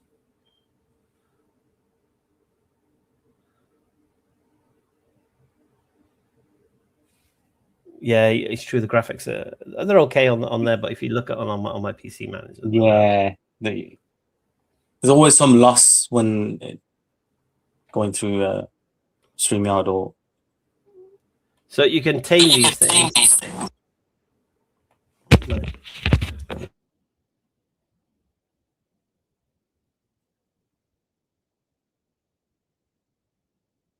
On store.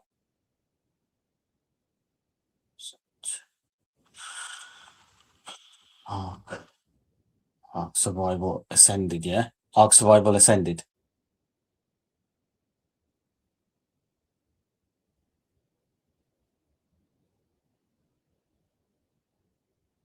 Not Ark Survival Evolved.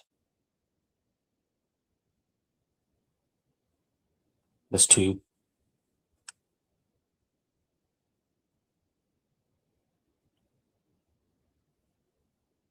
Ark Survival Evolved. That looks older.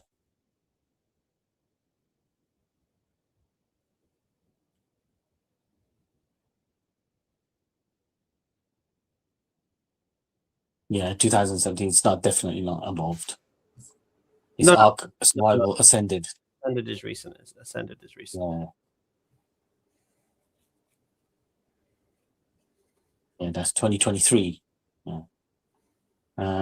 It says player mode, single player, local multiplayer. Interesting. Split screen. Wow. Did it say join world? Okay. It says online multiplayer. No, I'm just looking at the Yeah. game's capability. I can't even get the game yet. I need to either clear up my my hard drive or get a expansion before I can even install it. Okay. Okay, just install something else, no? I've got games I can't uninstall. Oh, My okay. kids' stuff. I'm gonna okay, get in the neck if I.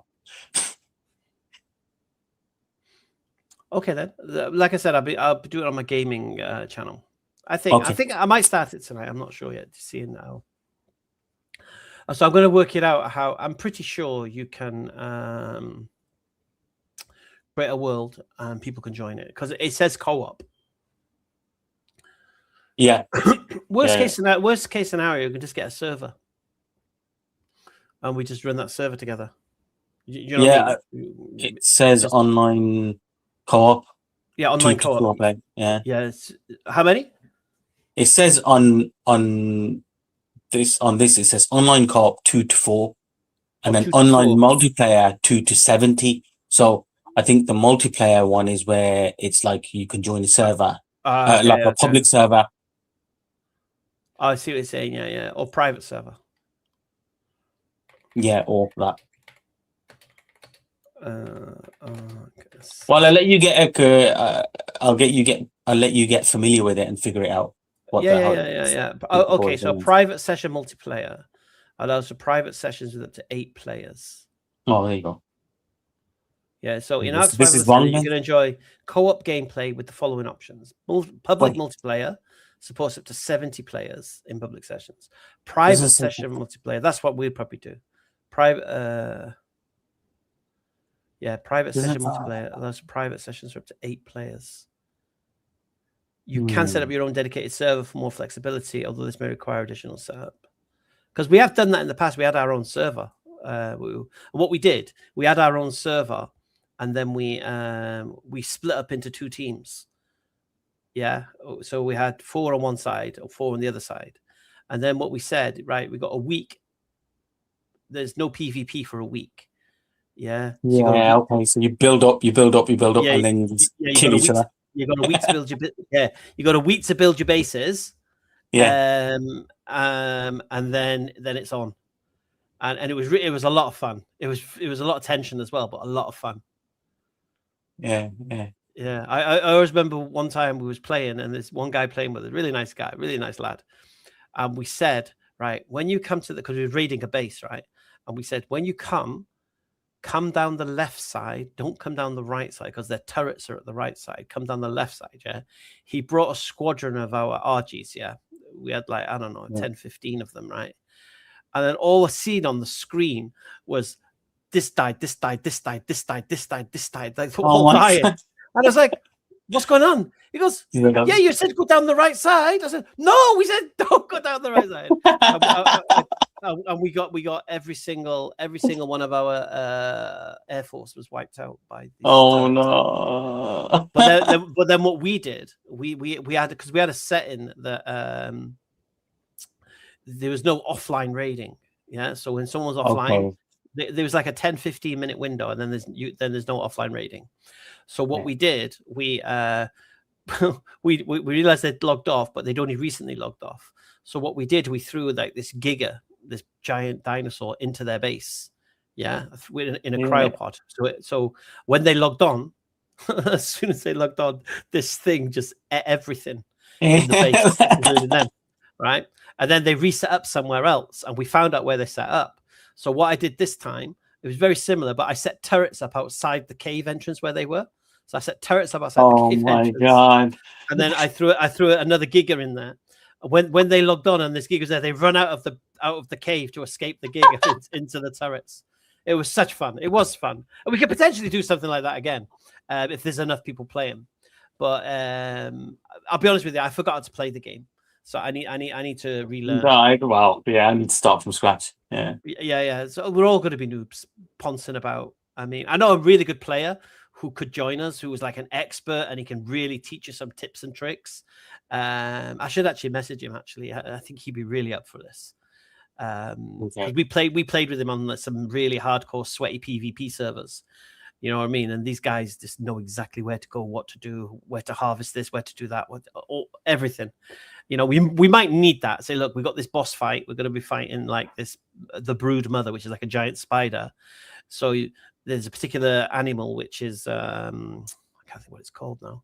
It's like a bear type animal, and it gets buffs when it kills insects. So as it kills insects, it gets buffs. So that's the type of dino you want to take into the fight with the brood mother, because she spawns insects. Do you get me? So you just tank up on killing them, and then it's all. Yeah. I can't think what the names are of these things, but you have to tame them first, breed them, get their stats up. So, like I say, it's going to be a lot of fun. And other than like, because DayZ gets very, very repetitive very, very quickly. Yeah. Okay. Whereas this is progression, because you're leveling up and you're adding new skills and you're accessing new technologies and new challenges, new dinosaurs, new biomes. It's always moving upwards. You got to. I tried to play that other game, the one where you can command armies and then Bannerlord. What a game! Bannerlord. I tried to get that on the console, but I didn't. I stopped playing it quickly. It bugged out on the tutorial or something, and I know you could skip it, but I put it down and I didn't pick it back up. But it looks fantastic, that game.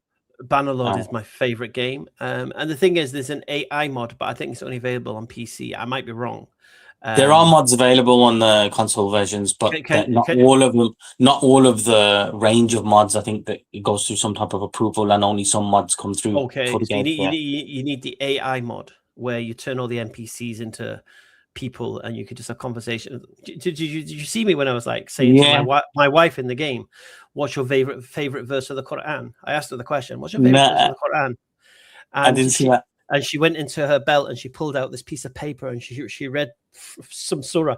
I can't think what it was now. She read the surah. I every time I met someone, I'd be like, "Salam alaikum," and they'd be like, "Wa alaikum assalam." I turned the whole region into Muslims. It was quite fun, and my intention was to start doing dawah to like the other factions, the empire and such like that. But first, I had to conquer the Arab nations first.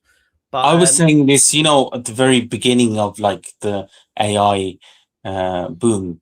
I was saying this because I'm a software engineer, and I said I'm not sure about what AI can be, how it can be leveraged in the various industries, but in gaming, it's going to change the face of gaming.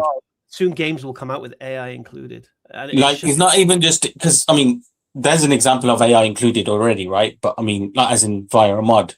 Yeah. But like it's about like changing the way the game evolves and how you interact. Isn't just going to be limited to like a single interaction, but it's going to change the way that a character develops within the game as well and stuff like that. It's going to be incredible. It's like even playing this Bannerlord, you know, you can create wars with your words. Yeah, he said this. Really, bro. You can seriously. It's that deep. Yeah, bro. It's so deep already. Wow. You can spread rumors. You can do this. You can do that. And they've started adding things now that so when you role play, they actually create the item. So you know, you create a scroll. If you say like I got a scroll from the village saying such and such a thing, you can get that scroll in your inventory. So it really encourages role play. It's really, really, really fun.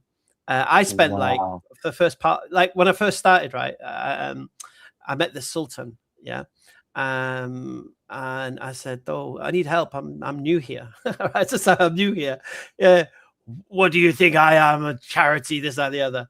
It goes, if you want to earn some coin, do such and such a thing. Go to this village and see whether the army is still there or they've left or not. So I was like, all right. So I go down to this village, and it's just a village because it's role play, you see. So I go to the village, and this village is the village. So I come back, and I said, yeah, I've been there. Everything's cool. And he goes, yo, you lie. I was like, why? He goes, but they would never leave that village unguarded. Are you sure you look correctly? And I'm like, flipping out. So then I started role playing. So I didn't go back. I just walked away from him. Then I came back, and I went, oh, actually, I saw there were some watchtowers, and then I saw about 50 troops heading back to the town nearby. But they were setting up watchtowers around the village. And he goes, that makes sense, blah, blah, blah. And he like threw me 5,000 gold. It's like, you got that gold in the game, you know what I mean? Wow. So you could do stuff like that. You could just create your own storylines.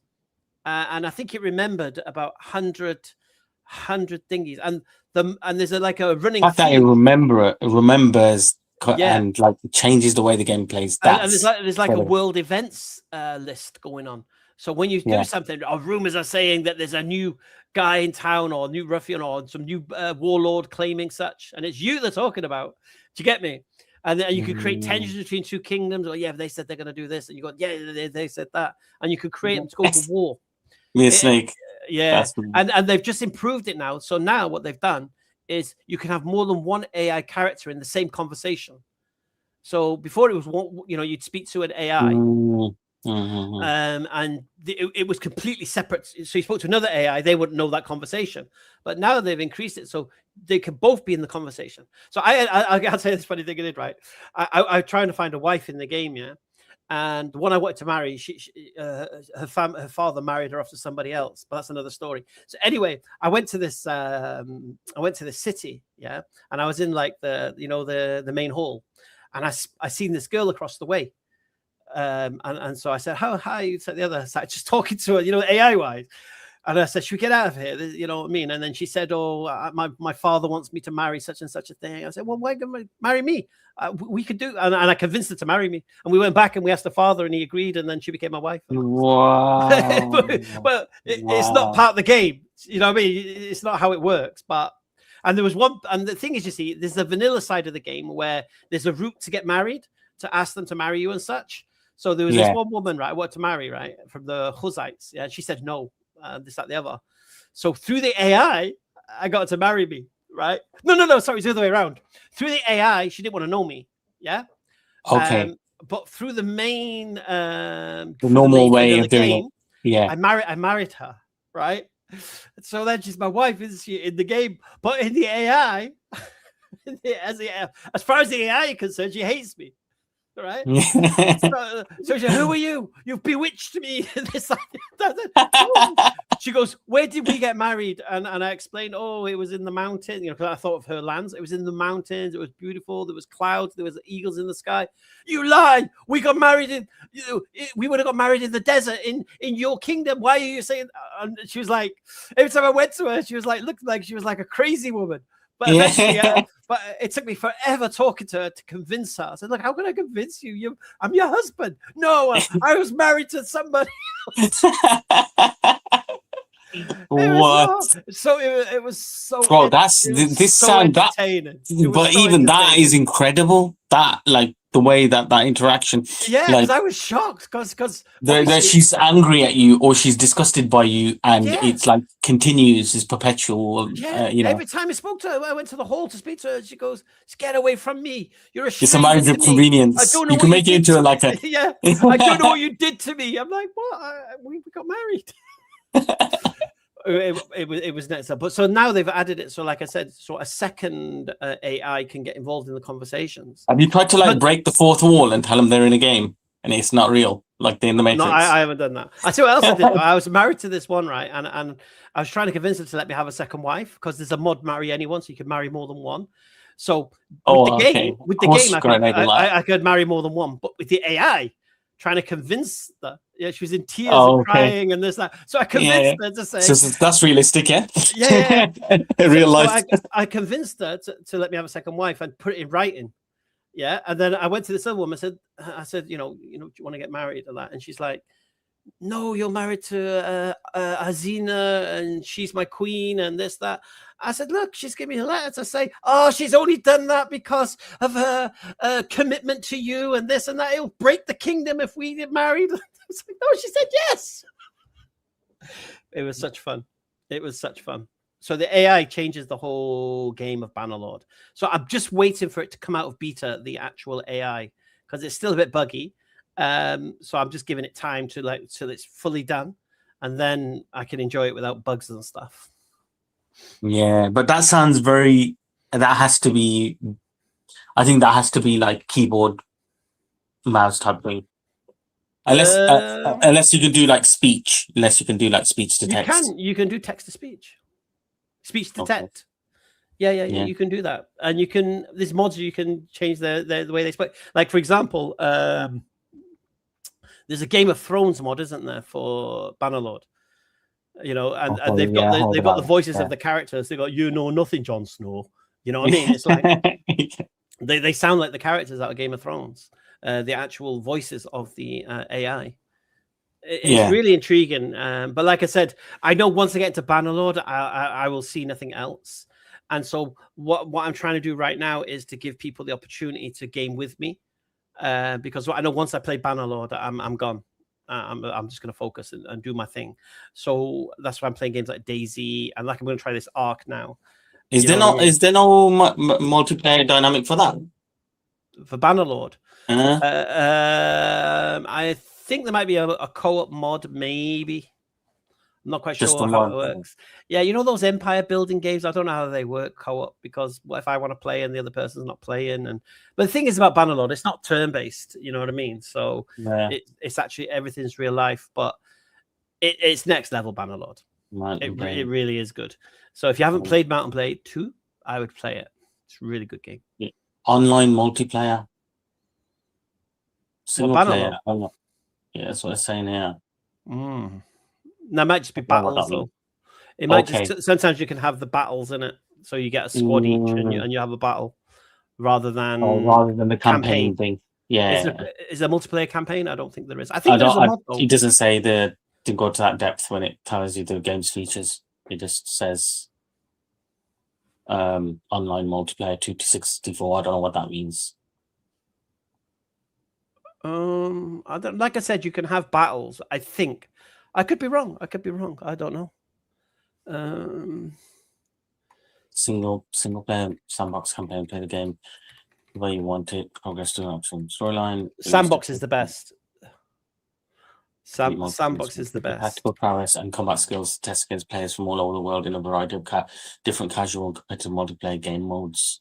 Yeah, it says Mount & Blade 2 doesn't have an official multiplayer campaign, but co-op campaigns are possible through community mods. Yeah, that's what I thought. So there might be mods where you can do community co-ops. Trust me, with the AI, you just enjoy yourself. Just sounds like a blast. I actually got to a point where I could like speak to other generals from other armies, who got their own little troops going around the map and that. And convince them to like become my companion and stuff like that. It's like really cool, because usually you can pick up your companions in taverns and that, but I was actually convincing leaders, not leaders of clans, but leaders of war bands to join me as part of my Banu Noob. It was really cool. Yeah. Get some really high level people joining me, but you got to convince them. So what you can do, you see, you go to their profile and see what they're interested in. Like, for example, there's this one woman I wanted to because she's really good as a governess. Yeah. So I went to look at her profile, and she said she likes doing with these tiles and making mosaics and this, that, the other. So when I started talking to her, and I said, I love those mosaics. So I started talking about oh, you do that? Oh, I think it's fantastic. I think you could just sit there and you can enjoy yourself and you can make we've got something in common. Using your dying skills. So you can see what her character is like. Is she ruthless? Is she generous? If she's generous, then you do something magnanimous for her. If she's cruel, try and do something that acts cruel. So you can manipulate the AI by playing on their character traits. Wow. The person who designed that AI, it's another level. Well done. I swear down, I just I didn't even level up at all. I was leveling up talking to people. Honestly, I was making money and leveling up just by talking to people. Sounds like that's the way the game should have been made. For the next version of the game should have that as included rather than it being a mod. Yeah, honestly, it's really it's like I give you an example. One last example. So I needed this. I became a mercenary for a particular kingdom, and I needed them to go to war with this other kingdom, but they wouldn't. Yeah, they wouldn't. So but as a mercenary, I couldn't attack them because as soon as I attacked the other kingdom, I would cease to be a mercenary and I'd be on my own. They'd disown me. But if the other kingdom attacked me first, then this kingdom will go to war with that kingdom because I'm a representation of that kingdom. Okay. So I would just go up and start abusing the commanders of the other army. So for example, there was a castle I was looking at. So I was riding around this castle, and then this a kind of one of their captains came out with a little troop to me and saying, "What are you doing? This is my castle, this, that, the other." And I was like, "Yeah, I like the look of it. I was thinking of maybe, I don't know, taking it for myself." "What do you mean? This castle's been in my family for generations and this, that, the other." I'm like, "Yeah, I know, but I think I might have to take it off you." "How dare you?" This, that, and then a few more insults, and then she drew swords, and then she attacked me, and then my kingdom went to war with her kingdom, and I needed that because so you could have such fun with it, It's into war. Yeah, honestly, I really want to play Bannerlord now. Shush. Did you make me want to play it? To be honest, you're gonna make me want to play it now. Honestly. I need to get an expansion card for my thing now for sure. Because if I'm going to install that and install do one at a time. Do one at a time. Do Ark first. It's like Noble One is saying here. Honestly, Bannerlord with AI mod is just a whole other game. No one's going to have the same game. No one's going to have the same experience. Oh, it sounds like no one's going to have the same experience, even if without the mod. It's quite a kind of like, it's the type of game when you can make your own adventure, like even without the mod. No, you can. You can choose to be diplomatic. And they really have integrated that mod, the AI into it, really deep into it, where it affects how, like you said, you can make rage bait a general to go to war with another. Two civilizations. I was trying to create the storyline, right? That I was the lost heir of the kingdom of the Aserai. That I was the true heir to the throne, and the sheikh had done something to my mother, and this, that, the other, right? And I was creating this rumor that I was a lost son, I was a lost heir, yeah. And people believe in me. When I spoke to the actual sheikh, yeah. He goes, "Who was your mother?" So I said, "Oh, she used to work for you, and this, that, the other. And I think you may have had relations with her." "She was a good woman, that woman. I would never have laid a finger on her." And he completely exonerated the woman I was claiming. She would never have been like that. She was such a good worker for me, and this never happened. You're making stuff up, and that's the fun. You could just try anything, and like I say, you can like I give you an example. There's everyone knows that who was watching me. Like I want this one command. There's Arwa, this Arabian princess, to be my wife, right? And she was my. I got her to be in my companion, but not. She refused to be my wife. Yeah, but because they kept trying to marry her off to other kingdoms, and they kept breaking down, and she ended up with me. And I kept pestering her to be my wife, and then she just said she left. She's sick of you asking her. She's left the Banu Noob. I'm like, oh my god, no, don't leave me.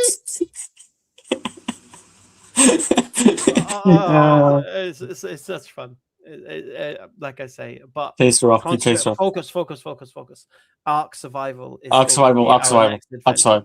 Okay, I won't mention that other game then. Yeah, I have to stay with, as soon as I started playing Bannerlord, I start getting schemes and grandeur and taking the Aserai, because I'll always do the same thing. Start as the Aserai, take over the Aserai territory, then push, But what happened last time, I got too much into it. I was playing it offline. So every time I played it online, I'd progressed. Do you get me?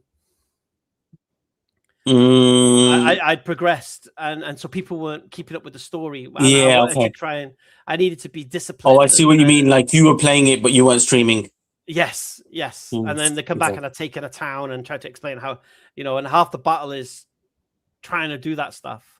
Because you start off as like a single geezer, then you work your way up to potentially a mercenary, and then from a mercenary you become a vassal, and then you try to get your own kingdom. So that's a progression. Each one has its own challenges and its own gameplay.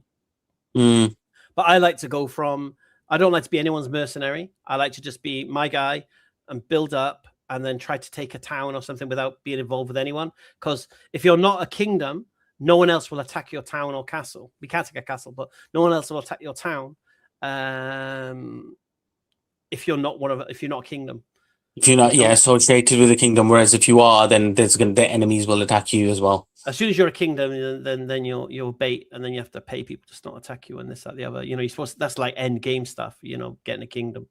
But what I like to do is I like to try and find a rebelling town, and take the rebelling town, and then once you take it, then it's your town, and it's not as strong as it because it's not got any kingdom affiliates, so it's just that one town you have to deal with rather than it sending reinforcements and stuff. But yeah, it's good. All right, Jawad, gonna let you go. Do you want to flex? Do you want to flex your how long you've been a member? Yeah, it's been a while. It's been a while. I have to go back onto this YouTube because I leave the YouTube to do this. Otherwise, all right, I'm gonna let you go, my brother. All right, take care. All right. Salam alaikum. Salam. Okay, so Ark Ascended is what we're gonna do, inshallah. Bannerlord is just next level game. But we're going to be playing Ark Survival Evolved. Is it still kickoff at 2:00? Have they moved it? Is it on?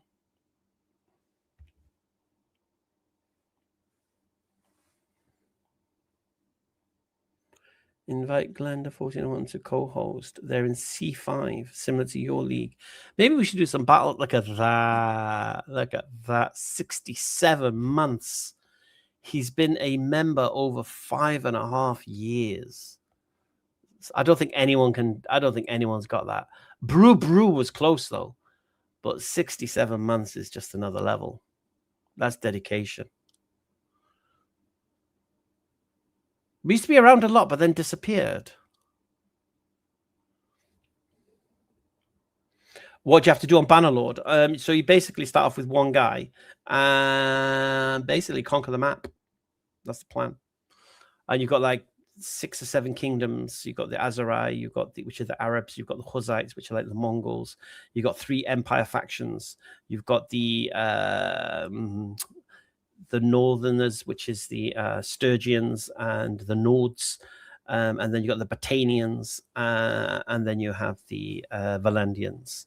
So these are all the different kingdoms, each with their own ruler, each with their own agendas, and you start off as one guy, and you've got to try and build up your army, your troops, your this, your that. You'll start off with like little villages, and they'll get level up as they fight more battles against bandits and things, and then you'll level up.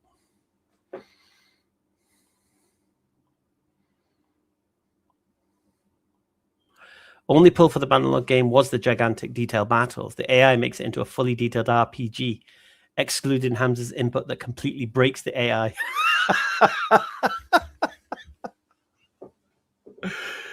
Oh, subhanallah. You're making me want to play Bannerlord now, but we're not. We're going to play Ark Ascended. We're gonna play Ark Ascended, Ark Survival Ascended, inshallah.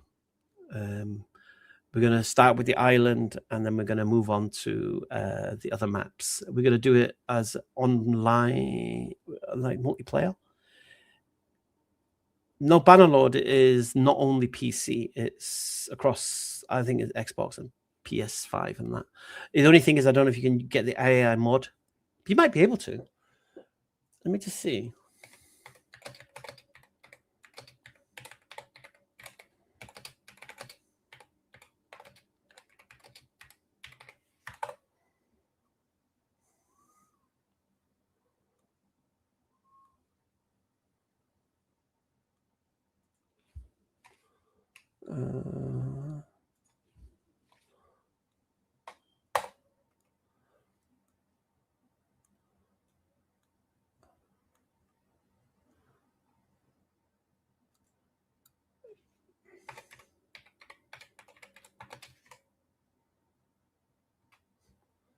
It's the AI influence mod. I'm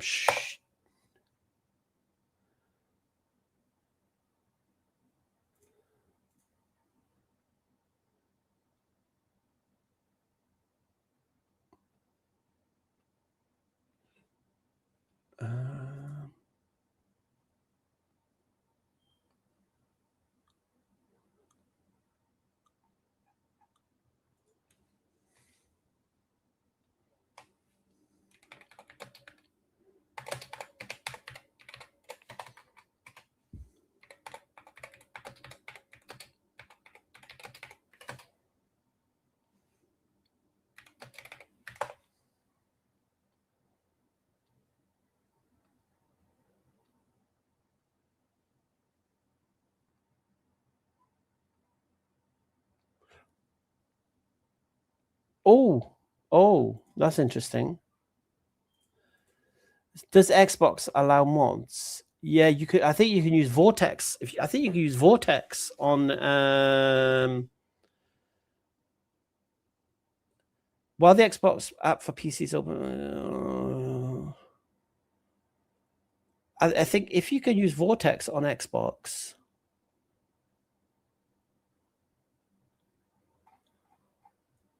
Oh, you're making me want to play it, man. I hate the search engine I'm using. It gives you no detail whatsoever.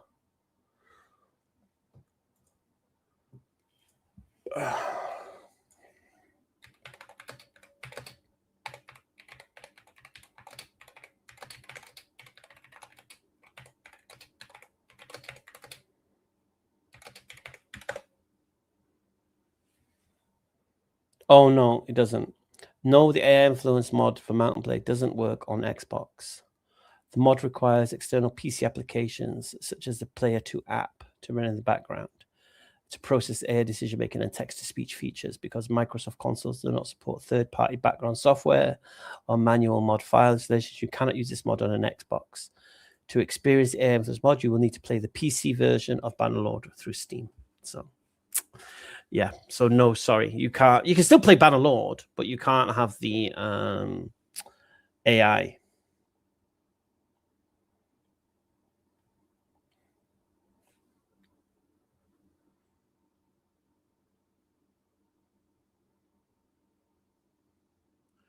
Yeah. Well, another 1 hour delay. No way. They said this could happen, didn't they? But they're saying 2 a.m.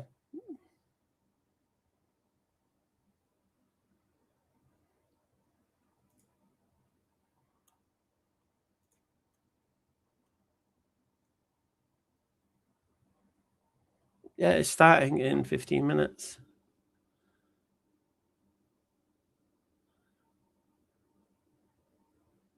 All right, I'm going to end the stream now anyway. I'm going to have a You sound cool, man. No worries.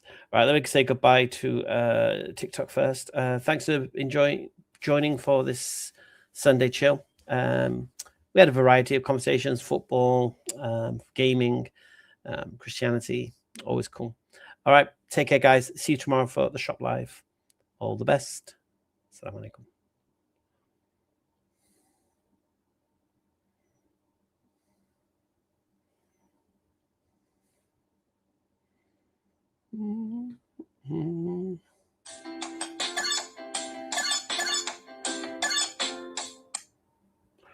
And that, as they say, was that. Okay, guys.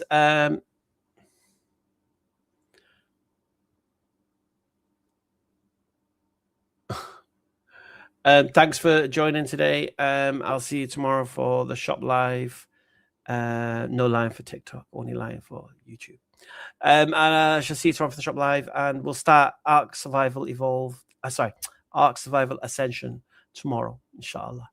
Until then, thank you everyone for being here. Thank you for my mods. Here comes the lion.